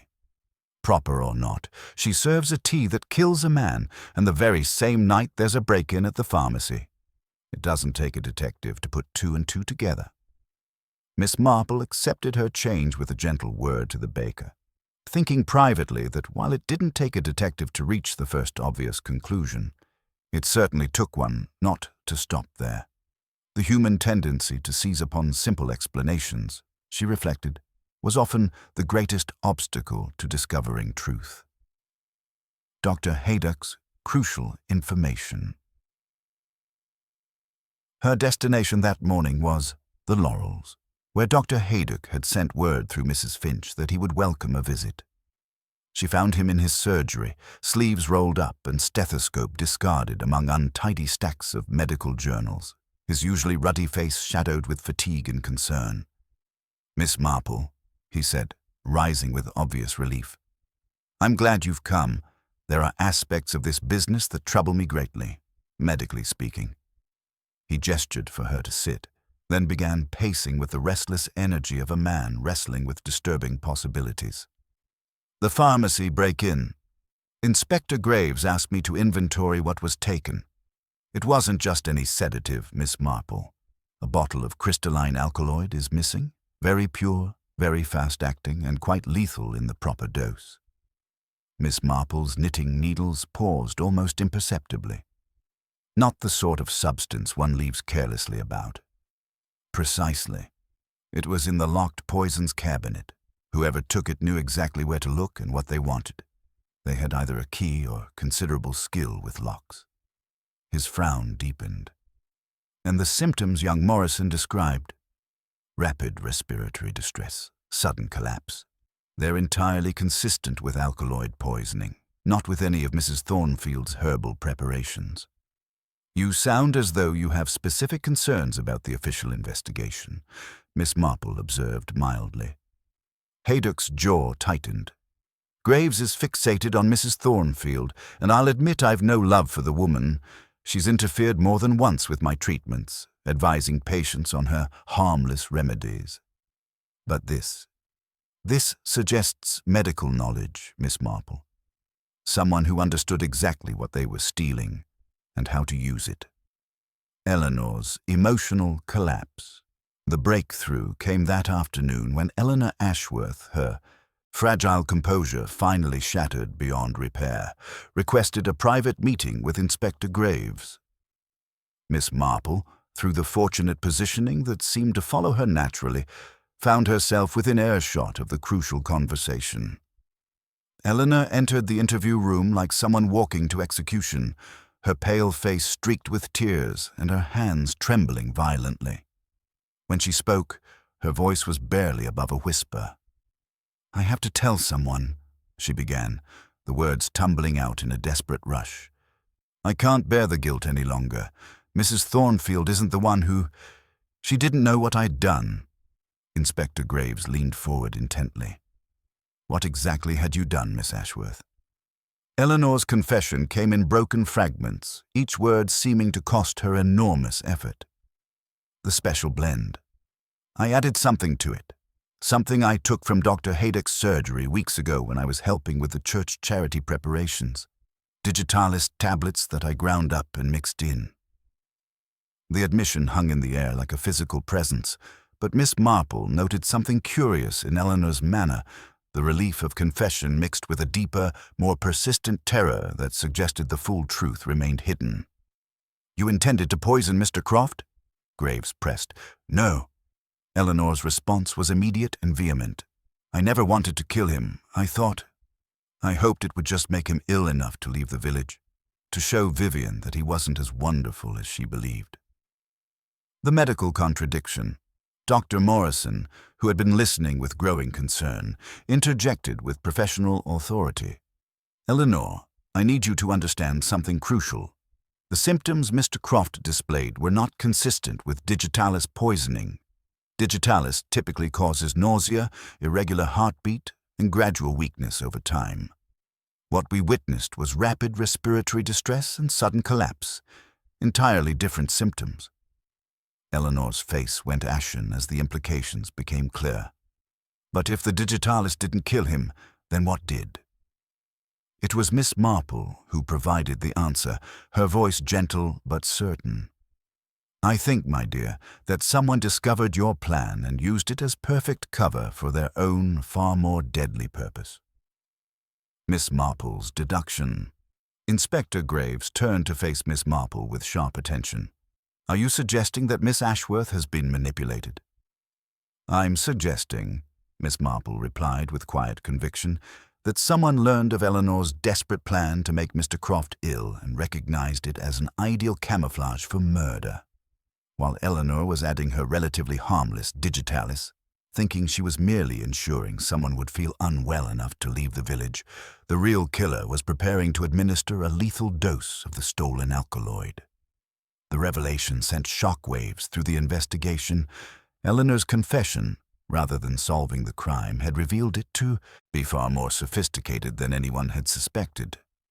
The timing supports this theory, Dr. Morrison added grimly. The pharmacy break-in occurred well after Eleanor would have made her addition to the tea blend. Someone else acquired the fatal poison and used Eleanor's innocent tampering as the perfect cover story. The deeper conspiracy emerges. Miss Marple's needles resumed their steady rhythm as she continued her analysis. The real killer demonstrated remarkable psychological insight, recognizing how Eleanor's devotion to Mrs. Thornfield and her fear of abandonment could be weaponized. They understood that Eleanor's confession would provide perfect misdirection while they escaped suspicion entirely. Eleanor stared at Miss Marple with dawning horror. You mean someone knew what I was planning? Someone watched me and used it? I'm afraid so, dear. Someone with intimate knowledge of your circumstances and your relationship with Mrs. Thornfield. Someone who understood exactly how desperate you were to preserve your current situation. Inspector Graves found himself facing a far more complex crime than he had initially suspected. The obvious solution, Mrs. Thornfield as the poisoner, had given way to something far more sinister, a carefully orchestrated conspiracy that had nearly succeeded in sending an innocent, if misguided, young woman to the gallows. Setting the stage for resolution. As the afternoon shadows lengthened across the tea-house garden, Miss Marple reflected on the patterns that were finally beginning to emerge. The real killer possessed not only medical knowledge and access to the poison, but also the psychological sophistication to recognize and exploit Eleanor's desperate vulnerability. Such intimate understanding of human nature, combined with the practical knowledge required to execute the crime, suggested someone far closer to the victims than the investigation had yet considered. The midnight tea had indeed been a masterpiece of misdirection, but Miss Marple was confident that no deception, however clever, could long withstand patient observation and the relentless logic of human psychology. The truth was still hidden among them, disguised behind carefully maintained facades of innocence and respectability. But Miss Marple had learned long ago that the most elaborate deceptions often contained the seeds of their own revelation. Someone in this charming village had committed murder with remarkable cunning, but they had made one crucial error. They had underestimated the power of a mind trained to see through the comfortable lies that people told themselves and others. The real investigation was only now beginning, and Miss Marple suspected that the final revelation would prove far more shocking than anyone yet imagined. The midnight tea had become a tragedy, but it had also become a test of human nature, of justice, and of the eternal struggle between truth and deception that played out in drawing rooms and tea-houses as surely as it did in the great theaters of the world. The afternoon shadows were lengthening across the tea-house garden when Miss Marple requested a final gathering of the principal figures. Inspector Graves, though skeptical of amateur detection, had learned to respect the elderly lady's insights into human nature. The official investigation had reached an impasse, with Eleanor's confession raising more questions than it answered. Miss Marple's careful orchestration. I hope you'll forgive an old woman's curiosity, Miss Marple began as the small group assembled in the tea-house's main room. But there are aspects of this tragedy that continue to puzzle me. Perhaps if we examine the evening's events once more, some clarity might emerge. Dr. Morrison, who had remained to assist with the investigation, positioned himself near the window with professional authority. Mrs. Thornfield sat rigidly upright, while Eleanor huddled in her chair like a wounded bird. Professor Whitmore, still agitated about his missing cufflink, completed the gathering.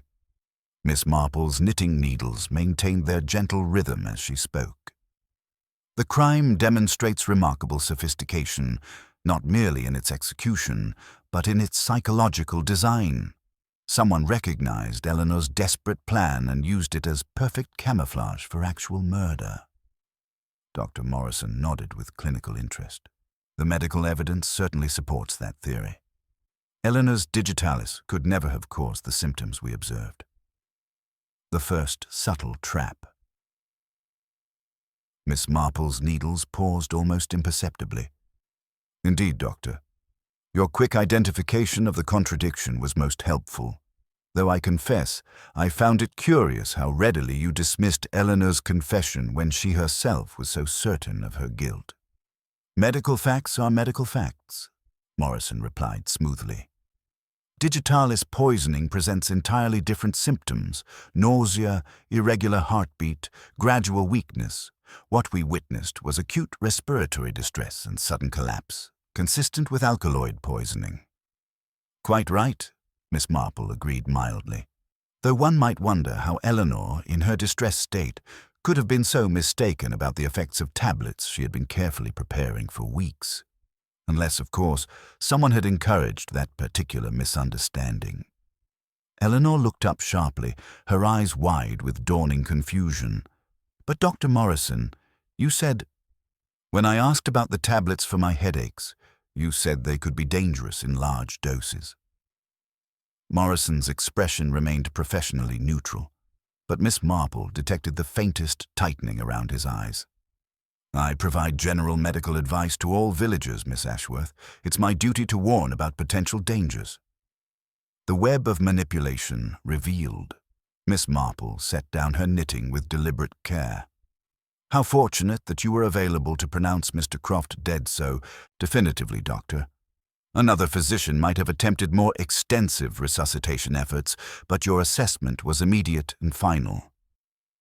When someone is clearly beyond help, prolonging false hope serves no purpose, Morrison replied, but his voice had grown slightly defensive.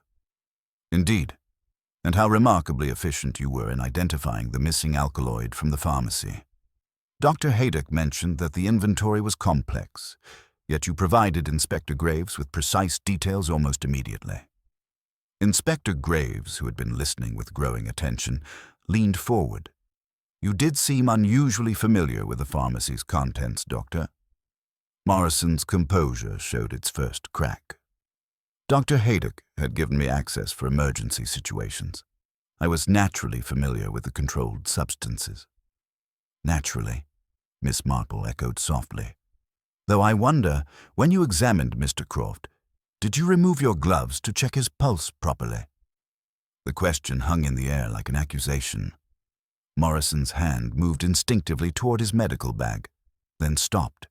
In emergency situations, one maintains proper hygiene protocols. But surely, Miss Marple pressed gently, a physician fighting to save a life would remove gloves to get proper tactile contact when assessing pulse and breathing, unless, of course, one already knew the patient was beyond saving. The psychological motive emerges. Eleanor's voice was barely a whisper. Dr. Morrison, you did say that Mrs. Thornfield was too demanding of me, that someone with my intelligence deserved better than serving tea to provincial visitors. Mrs. Thornfield stared at her assistant with dawning horror. Eleanor, you never mentioned— He said it was medical advice, Eleanor continued, her voice growing stronger with terrible understanding. About the stress of my position, how it was affecting my health. He said I needed support, understanding. Miss Marple's voice remained gentle but relentless. Dr. Morrison had been courting Eleanor's confidence for weeks, hadn't you, Doctor? Quietly, discreetly, suggesting that her talents were wasted in her current position. But Eleanor's loyalty to Mrs. Thornfield proved stronger than anticipated. Morrison's professional mask was beginning to slip. This is pure speculation. Is it? When Lionel Croft began encouraging Vivian to leave the village, you recognized the perfect opportunity. Eleanor was already distressed about losing her sister's companionship. A little encouragement about the dangers of artistic types like Mr. Croft, perhaps some casual mention of how digitalis might make someone quite unwell. The physical evidence. Inspector Graves had been taking notes with growing alarm. Dr. Morrison, when we searched your medical bag yesterday, we found traces of a crystalline substance that you claimed was legitimate medication. I think we need to have that analyzed more thoroughly. Morrison's face had gone ashen, but his voice remained steady. Any physician carries various medications. You'll find nothing irregular. Miss Marple smiled with gentle satisfaction. Actually, Doctor, I believe we already have. You see, when you planted Professor Whitmore's cufflink near Mr. Croft's body, you made a crucial error. The cufflink was found beneath his hand, not beside it. If it had fallen during your attempts to help him, it would have landed differently. But if someone had placed it there deliberately while the victim was already still. Professor Whitmore stared at his missing accessory with sudden understanding. You took it from my coat when I hung it in the entrance hall. I remember now. You offered to help me with my things when I arrived. The final psychological blow. Miss Marple's final words fell into the silence like stones into still water. The most telling evidence, however, is psychological. Throughout Eleanor's confession, you displayed not the shock of someone learning unexpected information, but the satisfaction of someone whose elaborate plan had worked perfectly. You had orchestrated not merely murder, but the complete destruction of Eleanor's emotional stability, believing that desperation would eventually drive her to depend entirely on your support and guidance. The accusation hung in the air like a death sentence. Morrison's careful composure finally cracked entirely, revealing the cold calculation beneath his professional manner. Eleanor would have been grateful, he said quietly, his voice carrying a chilling certainty. In time, she would have understood that I was the only one who truly appreciated her worth. Mrs. Thornfield treated her like a servant. Her sister ignored her completely. I offered her genuine partnership. Eleanor's horrified gasp filled the silence. You used me. You made me think I was a murderer to make me need you. You were already planning to poison Croft, Morrison replied with clinical detachment. I simply ensured the outcome would be more definitive and more useful for our future together. The confession and resolution. Inspector Graves rose with grim authority. Dr. Morrison, I'm arresting you for the murder of Lionel Croft and for conspiracy to commit fraud through the manipulation of Eleanor Ashworth. As Morrison was led away, still maintaining his professional dignity even in defeat, Miss Marple reflected on the terrible sophistication of the crime.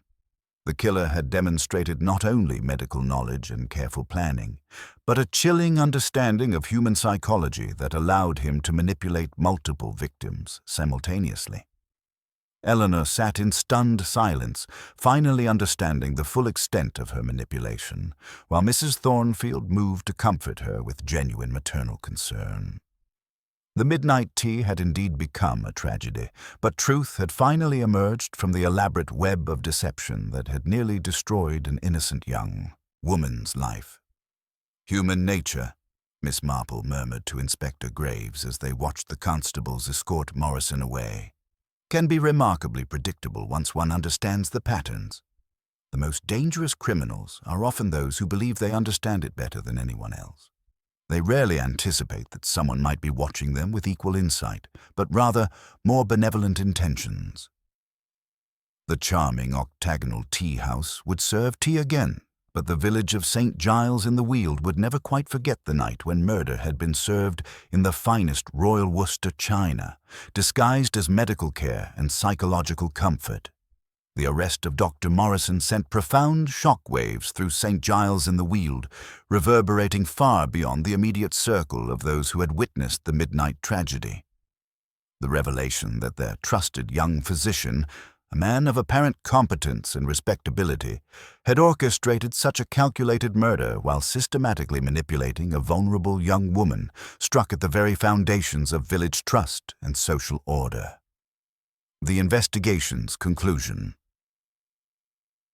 In the immediate aftermath of Morrison's confession, Inspector Graves worked with methodical efficiency to secure the remaining evidence. The crystalline residue found in the hidden vial was confirmed through laboratory analysis to be the stolen alkaloid from Dr. Haydock's pharmacy. Morrison's medical bag, when thoroughly searched, yielded not only additional quantities of the poison, but also the key that perfectly fit the lock on the poison's cabinet.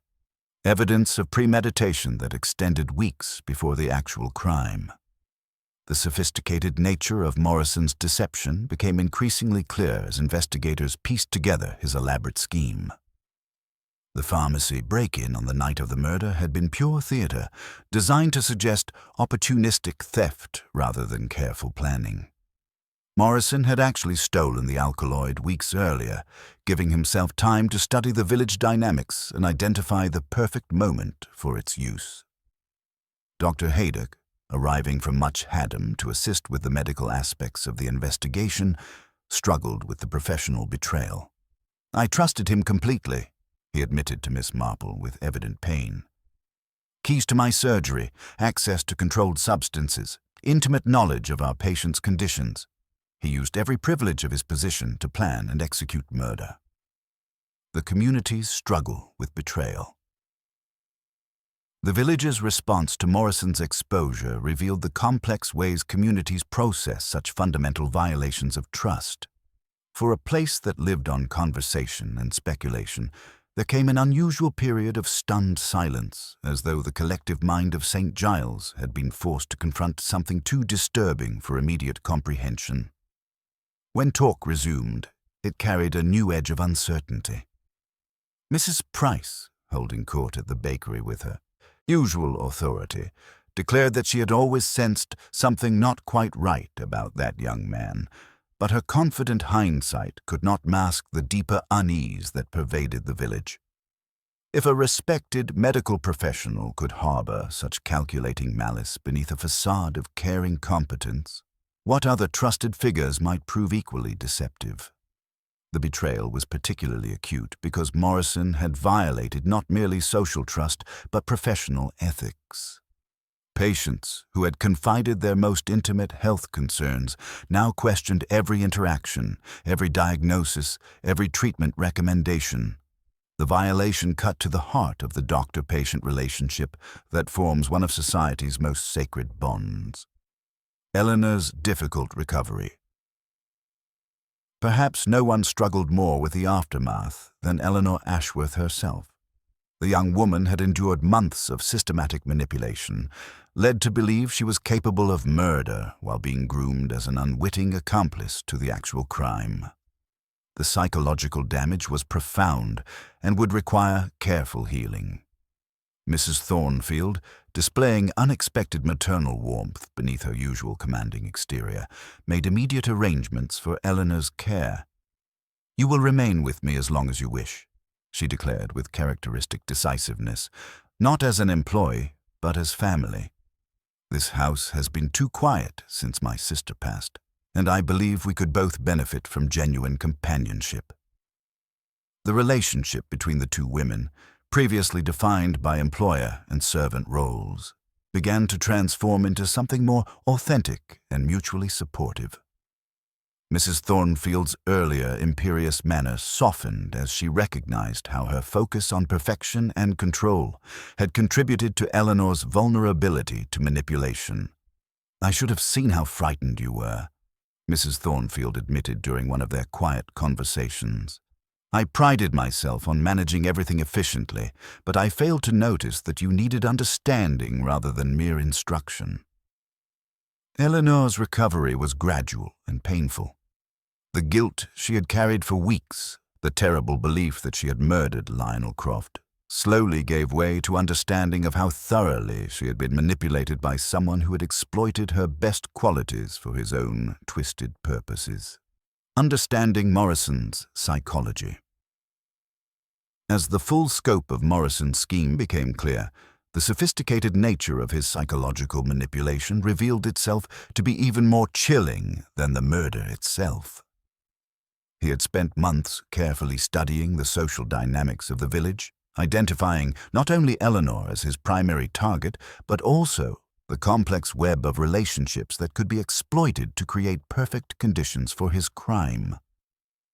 Morrison possessed all the technical skills necessary for his profession, Miss Marple observed to Inspector Graves, but he used these gifts to manipulate and destroy, rather than heal and support. His crime was particularly insidious because it exploited the very qualities that made his victims admirable. Eleanor's loyalty, her desire to protect those she loved, even Mrs. Thornfield's pride in her establishment. The doctor had recognized that controlling Eleanor required controlling her primary emotional attachments. Vivian's potential departure with Croft would have left Eleanor completely isolated, making her far more susceptible to Morrison's influence. By eliminating Croft and ensuring Vivian remained in the village, Morrison believed he could gradually position himself as Eleanor's primary source of emotional support and guidance. Vivian herself, still shaken by her narrow escape from becoming an unwitting accomplice to murder, struggled to comprehend how close she had come to losing not only her potential future with Croft, but also her sister's sanity and freedom. He spoke with me several times about Eleanor's fragile emotional state. She admitted, her voice hollow with recognition. He suggested that dramatic changes might prove dangerous to her mental health. I thought he was being professionally concerned, but he was actually ensuring I would feel guilty about any plans to leave the village. The tea house reopens. 3 weeks after Morrison's arrest, the octagonal tea house quietly reopened its doors. There were no elaborate celebrations, no midnight gatherings, only the gentle rhythm of afternoon tea with its comfortable accompaniment of sponge cake, scones, and the familiar clink of china cups. Mrs. Thornfield, though still precise in her management, seemed less imperious, while Eleanor moved among the tables with a new gravity that spoke of hard-won wisdom rather than nervous anxiety. Miss Marple was present on that first afternoon, seated by the window with her knitting, observing how the village negotiated this delicate return to normalcy. The community came partly to show support, partly to observe, and inevitably partly to discuss the extraordinary events that had shattered their peaceful existence. Mrs. Price announced with characteristic authority that the entire affair had been a terrible lesson about trusting too much in appearances, apparently unaware of the irony in her pronouncement. Mrs. Finch, blushing and timid, made a point of praising Eleanor's lemon drizzle cake, while even Inspector Graves found an excuse to stop by for a cup of plain Assam and a slice of seed cake. "We shall endeavour to keep our entertainments conventional," Mrs. Thornfield told the inspector with the faintest hint of her old humour, and Miss Marple allowed herself the smallest of smiles at this gentle acknowledgment of lessons learned. Character transformations. The tragedy had catalyzed significant changes in many of the principal figures. Vivian Ashworth, sobered by her brush with tragedy and the loss of Lionel Croft, abandoned her immediate plans for departure to London. The sophisticated world she had been so eager to enter suddenly seemed less appealing than the genuine relationships she had nearly lost through her casual manipulation of others' emotions. Gerald Pembridge, freed from the consuming jealousy that had marked his earlier behavior, proved capable of offering steady friendship rather than desperate courtship. His banker's precision, previously used to criticize and control, now served to provide practical support during the community's recovery. Professor Whitmore, his missing cufflink returned and his reputation restored, resumed his role as village intellectual with renewed appreciation for the complex psychological dramas that could unfold beneath the surface of even the most peaceful communities. His academic understanding of human nature had been supplemented by direct experience of its darker possibilities. Miss Marple's final reflections. As Miss Marple prepared to return to St. Mary Mead, she reflected on the patterns she had observed throughout the investigation. The crime had demonstrated the terrible damage that could be inflicted by someone who understood human psychology but lacked the moral constraints that should govern such knowledge. Morrison's greatest error, she observed to Inspector Graves during their final conversation, was believing that his understanding of psychology made him superior to his victims. He never anticipated that someone might be observing him with equal insight but more benevolent intentions. The case had also revealed the power of genuine human connection to overcome even the most sophisticated deception. Eleanor's recovery had been possible only because of Mrs. Thornfield's authentic concern, just as the crime's solution had required the combined insights of multiple people working together rather than the isolated brilliance of a single detective. Walking back toward the vicarage along the lane edged with hawthorn and elder, Miss Marple reflected on the eternal struggle between those who would exploit human nature and those who sought to understand and protect it. What had disturbed her most about this particular case was not the stolen alkaloid or even the clever use of Eleanor's innocent scheme as camouflage, but the deliberate, calculated manipulation of a lonely young woman's conscience to make someone believe themselves a murderer in order to secure their dependence. That represented a kind of cruelty that went beyond mere physical harm. The village's new wisdom. St. Giles in the Weald would carry the scars of the midnight tragedy for years to come, but it had also gained something valuable, a deeper understanding of the complexity that could lie beneath the most respectable surfaces. The community had been forced to confront the reality that evil often wore the mask of respectability, that the most dangerous predators were those who understood psychology without possessing conscience.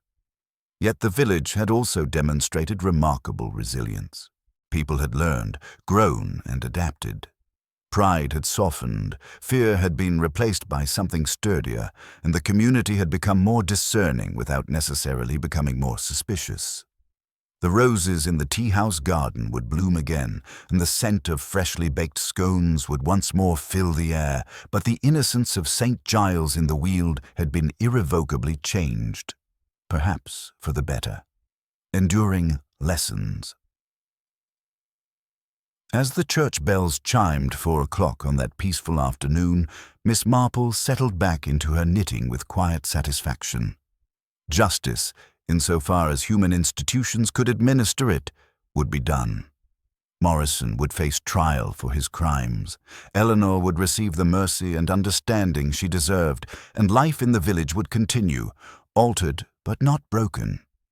Human nature, Miss Marple knew, would continue to present its eternal puzzles, the capacity for both great kindness and calculated cruelty, the tendency to trust too readily or suspect too quickly, the endless struggle between appearance and reality that made her observations both necessary and endlessly fascinating. The midnight tea had become a cautionary tale about the dangers of trusting appearances and the importance of looking beyond surface behaviors to understand true motivations. But it had also demonstrated that truth, however cleverly concealed, possessed an almost stubborn insistence on revealing itself, particularly when observed by minds trained to see through the comfortable illusions that made civilized life possible. In the octagonal tea-house at the end of the lane, cups were being filled, cakes sliced, and quiet conversations resumed. Afternoon, unlike midnight, had nothing to hide, at least Miss Marple thought with gentle irony, as her needles resumed their familiar rhythm. Not today. But she would remain ready, with her knitting and her mild blue eyes, should the need arise again to untangle the complex threads of human nature that wove themselves into patterns of mystery and revelation in drawing rooms and tea-houses throughout England's peaceful villages. The tragedy had ended, but its lessons would endure. That safety required vigilance, that trust demanded wisdom, and that the price of peace was the eternal willingness to see clearly through the veils of respectability that both protected and sometimes concealed the eternal human drama of good and evil. The weeks following Dr. Morrison's arrest brought a peculiar quality to St. Giles in the Weald, the careful, deliberate reconstruction of normalcy that follows when a community has been forced to confront the darkness lurking beneath its most trusted facades. Miss Marple, extending her stay at the vicarage under the gentle pretext of providing comfort to Mrs. Finch, found herself witness to the quiet heroism of ordinary people learning to trust again. The village exhales. It was several days before the village fully exhaled. The first violence of gossip had ebbed, leaving behind a quieter, more thoughtful kind of conversation, the sort that happens in low voices over teacups when speakers have begun to realize that what has occurred is not merely scandal, but tragedy of a complicated kind. Life, however, proved remarkably insistent. The post still came, children still argued outside the schoolhouse, and hens, quite undisturbed by human intrigue, continued to lay eggs in their accustomed places. Miss Marple took her familiar path across the green that mild Thursday afternoon, beneath the elms and along the lane leading to the tea-house. The roses, slightly battered by recent rain, still clung determinedly to the trellis. Inside, the octagonal room had resumed its daylight character. Candles gone, furniture returned to usual positions, tables simply laid with plain white cloths and modest posies of sweet peas. Most tellingly, there was no special house blend to be seen anywhere.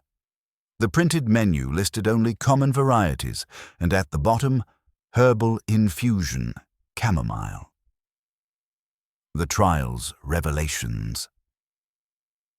Morrison's trial at the county courthouse drew considerable attention, not merely for its sensational aspects, but for the chilling light it shed on the sophisticated psychology of modern crime.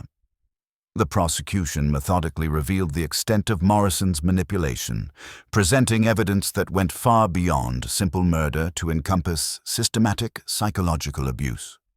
His hidden journal, discovered in his lodgings, contained clinical observations about Eleanor's emotional vulnerabilities, Mrs. Thornfield's pride, and even Vivian's restless ambition, all catalogued with the dispassionate precision of a scientist studying laboratory specimens.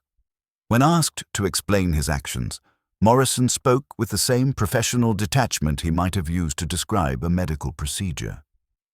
Eleanor Ashworth was wasting her considerable intelligence in menial service, he stated with chilling matter-of-factness.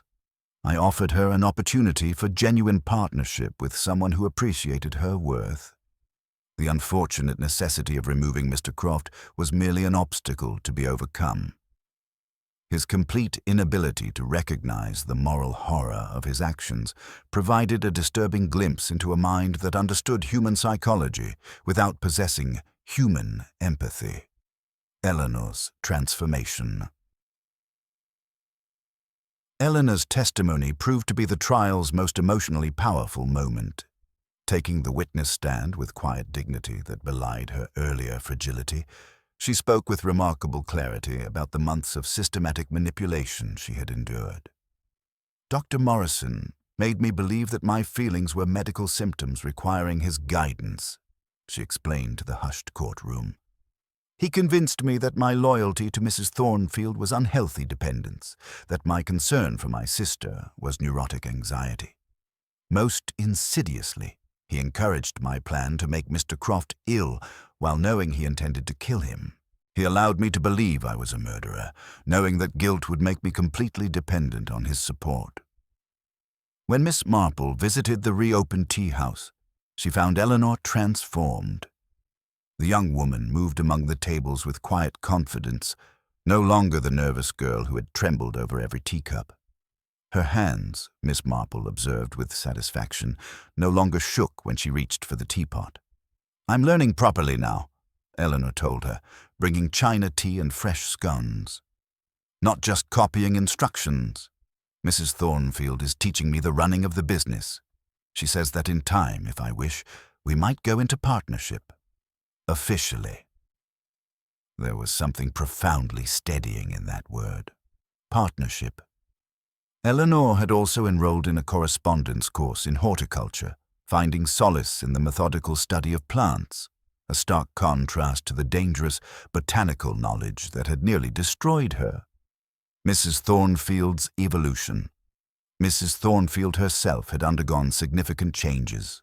Her earlier rigid perfectionism had softened into something more flexible and genuinely welcoming. When she joined Miss Marple with her own cup of tea, her manner carried none of its former imperious edge. "I owe you more than I can say," she remarked quietly. "Not only for Eleanor's sake, but for my own. I've been forced to reconsider the uses and limits of authority. It is a humbling business, Miss Marple, to discover that one's sense of control is as illusory as anyone else's. Life generally is firm with us on that point," Miss Marple replied gently, "though I fancy you have taken the lesson rather better than most. Many simply grow harder when confronted with their own fallibility. You seem to have grown softer." The relationship between the two women had indeed transformed from employer-servant to something approaching genuine family connection. Mrs. Thornfield had discovered that her earlier commanding manner had been partly defensive, a way of maintaining control in a world that often dismissed her capabilities. Community healing. The village's recovery involved more than simply resuming normal activities. Vivian Ashworth had abandoned her immediate plans for London, sobered by her brush with tragedy and the loss of Lionel Croft.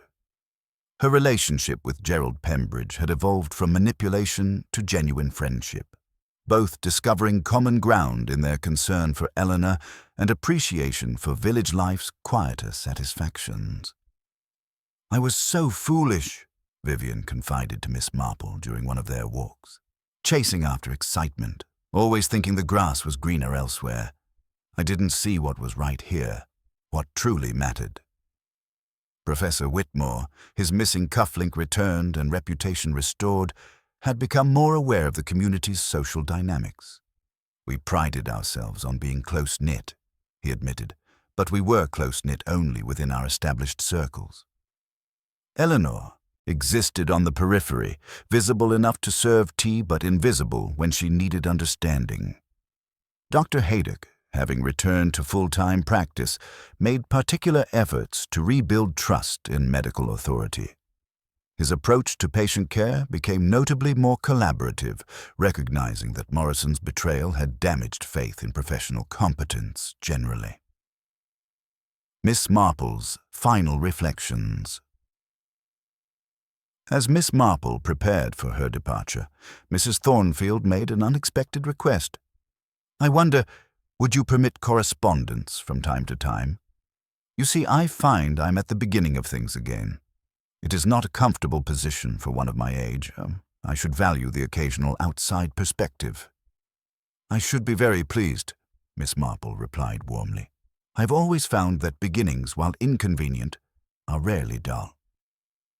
Walking through the village for the last time, Miss Marple noted the subtle but significant changes that marked genuine healing. Conversations seemed more authentic, social gatherings more inclusive. The community had learned to look beyond appearances without becoming cynical, to maintain appropriate trust while exercising proper judgment. The enduring legacy.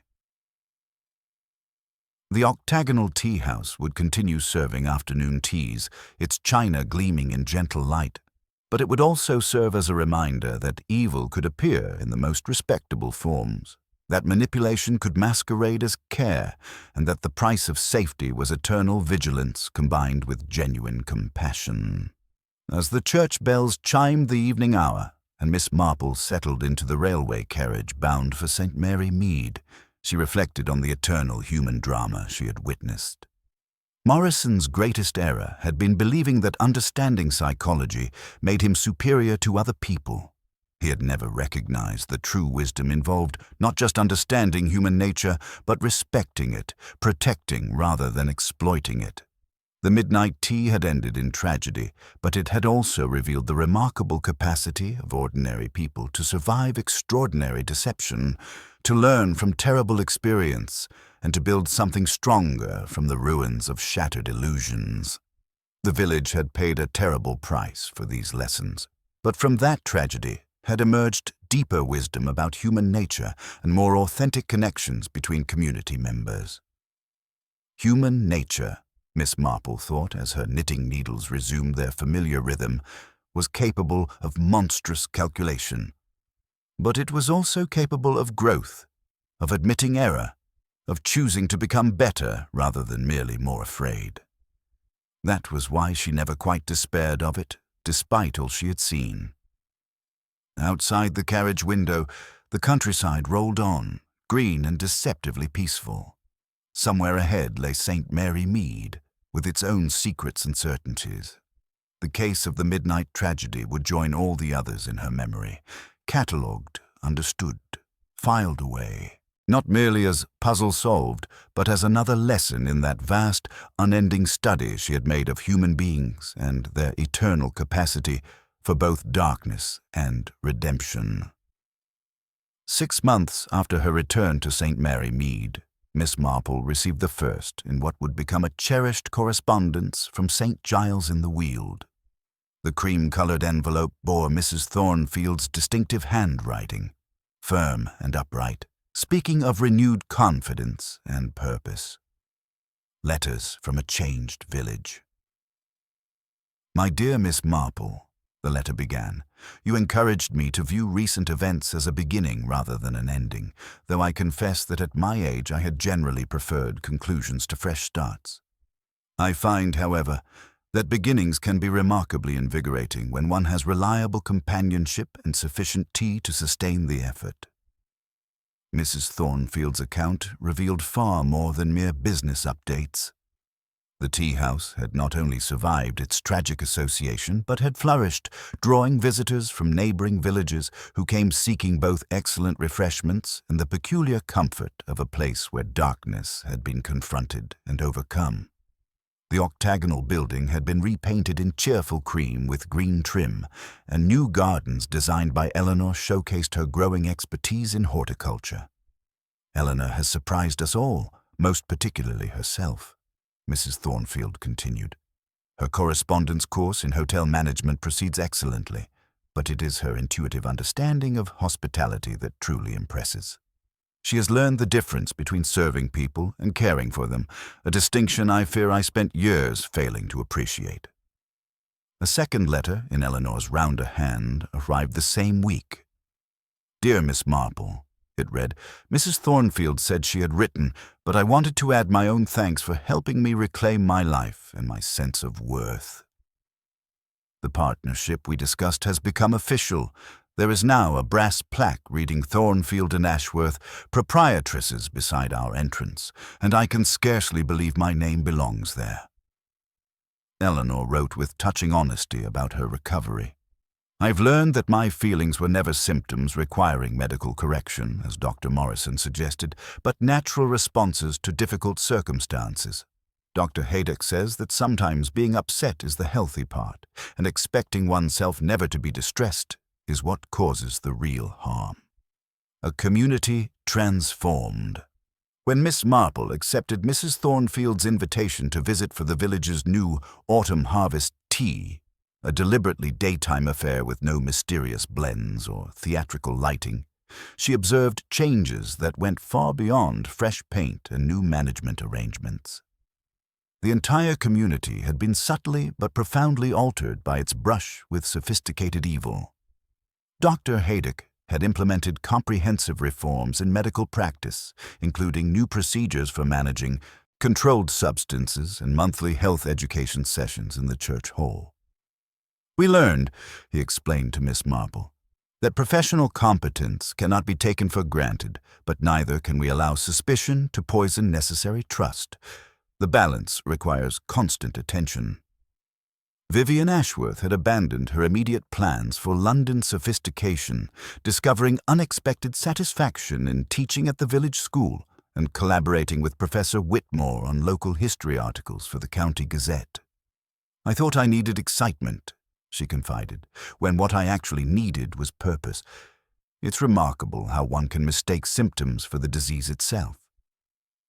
Gerald Pembridge had evolved from possessive suitor to steadfast friend, his banker's precision now serving to coordinate practical assistance rather than criticism.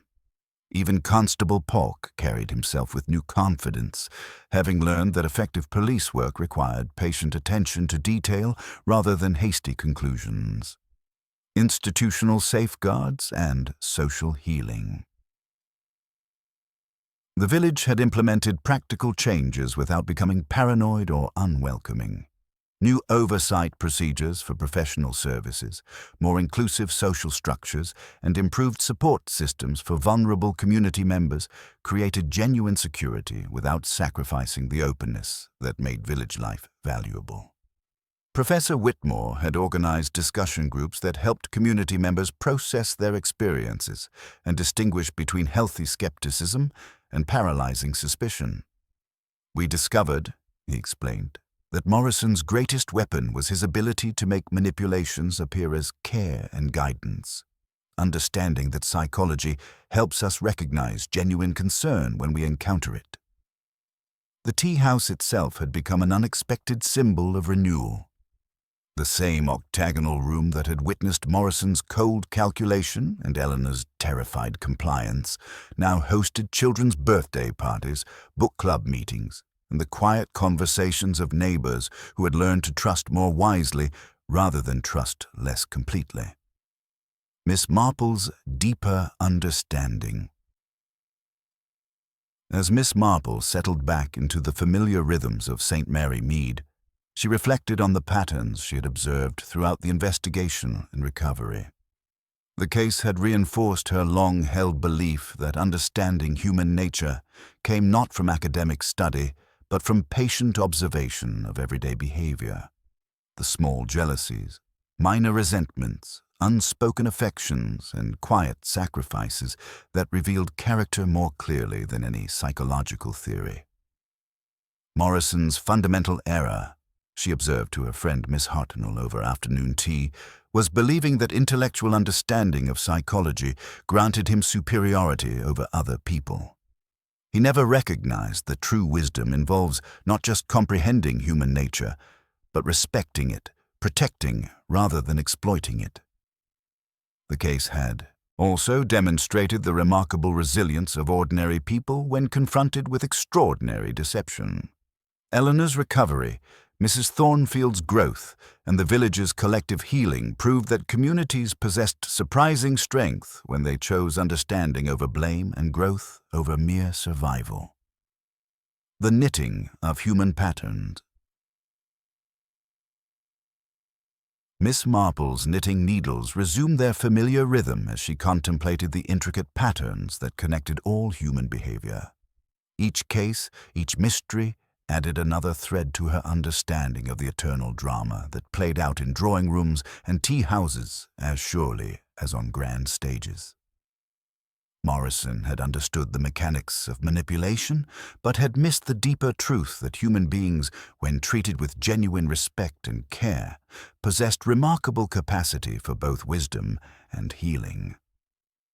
The correspondence from St. Giles in the Weald continued regularly, bringing news of Eleanor's growing confidence, Mrs. Thornfield's expanding social consciousness, and the village's gradual transformation from a place where tragedy had occurred to a community that had learned valuable lessons about trust, vigilance, and mutual support.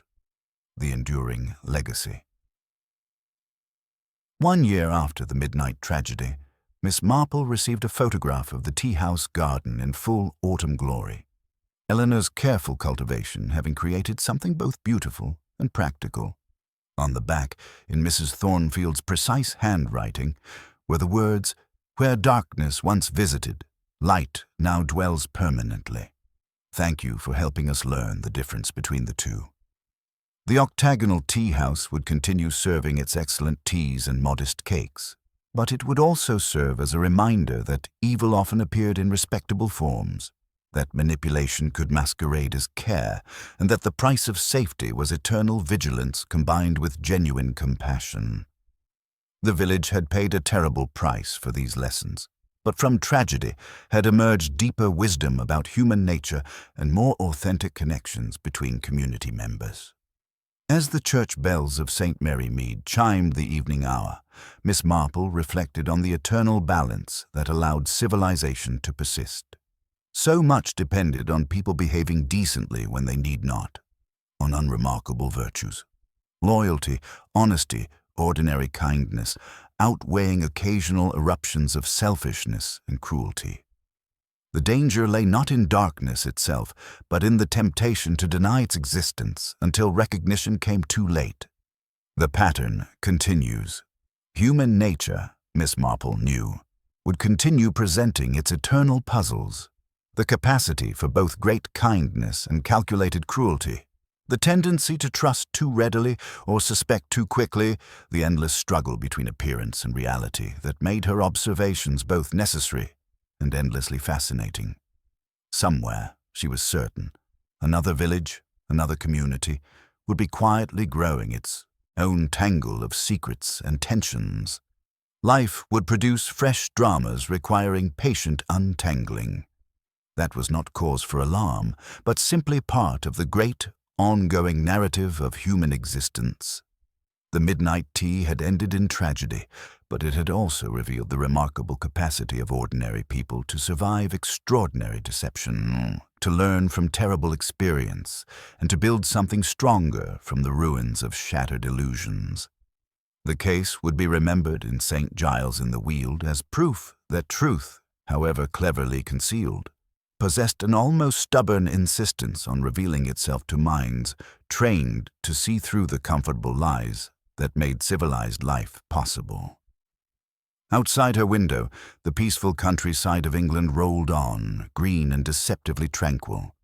In drawing rooms and tea houses throughout the land, the eternal drama of good and evil would continue to unfold, but Miss Marple remained confident that patience, wisdom, and genuine care for human welfare would ultimately prevail. The price of peace was not the elimination of all danger, but the cultivation of sufficient wisdom to meet whatever challenges might arise. As her knitting needles clicked in their familiar rhythm, Miss Marple smiled gently at the robin hopping importantly along her garden path. The world, on its surface, remained as peaceful as ever, but beneath that tranquil exterior, the endless, fascinating study of human nature continued. A pattern as intricate and revealing as any lacework, requiring only patience, understanding, and the gentle persistence of truth to reveal its ultimate design.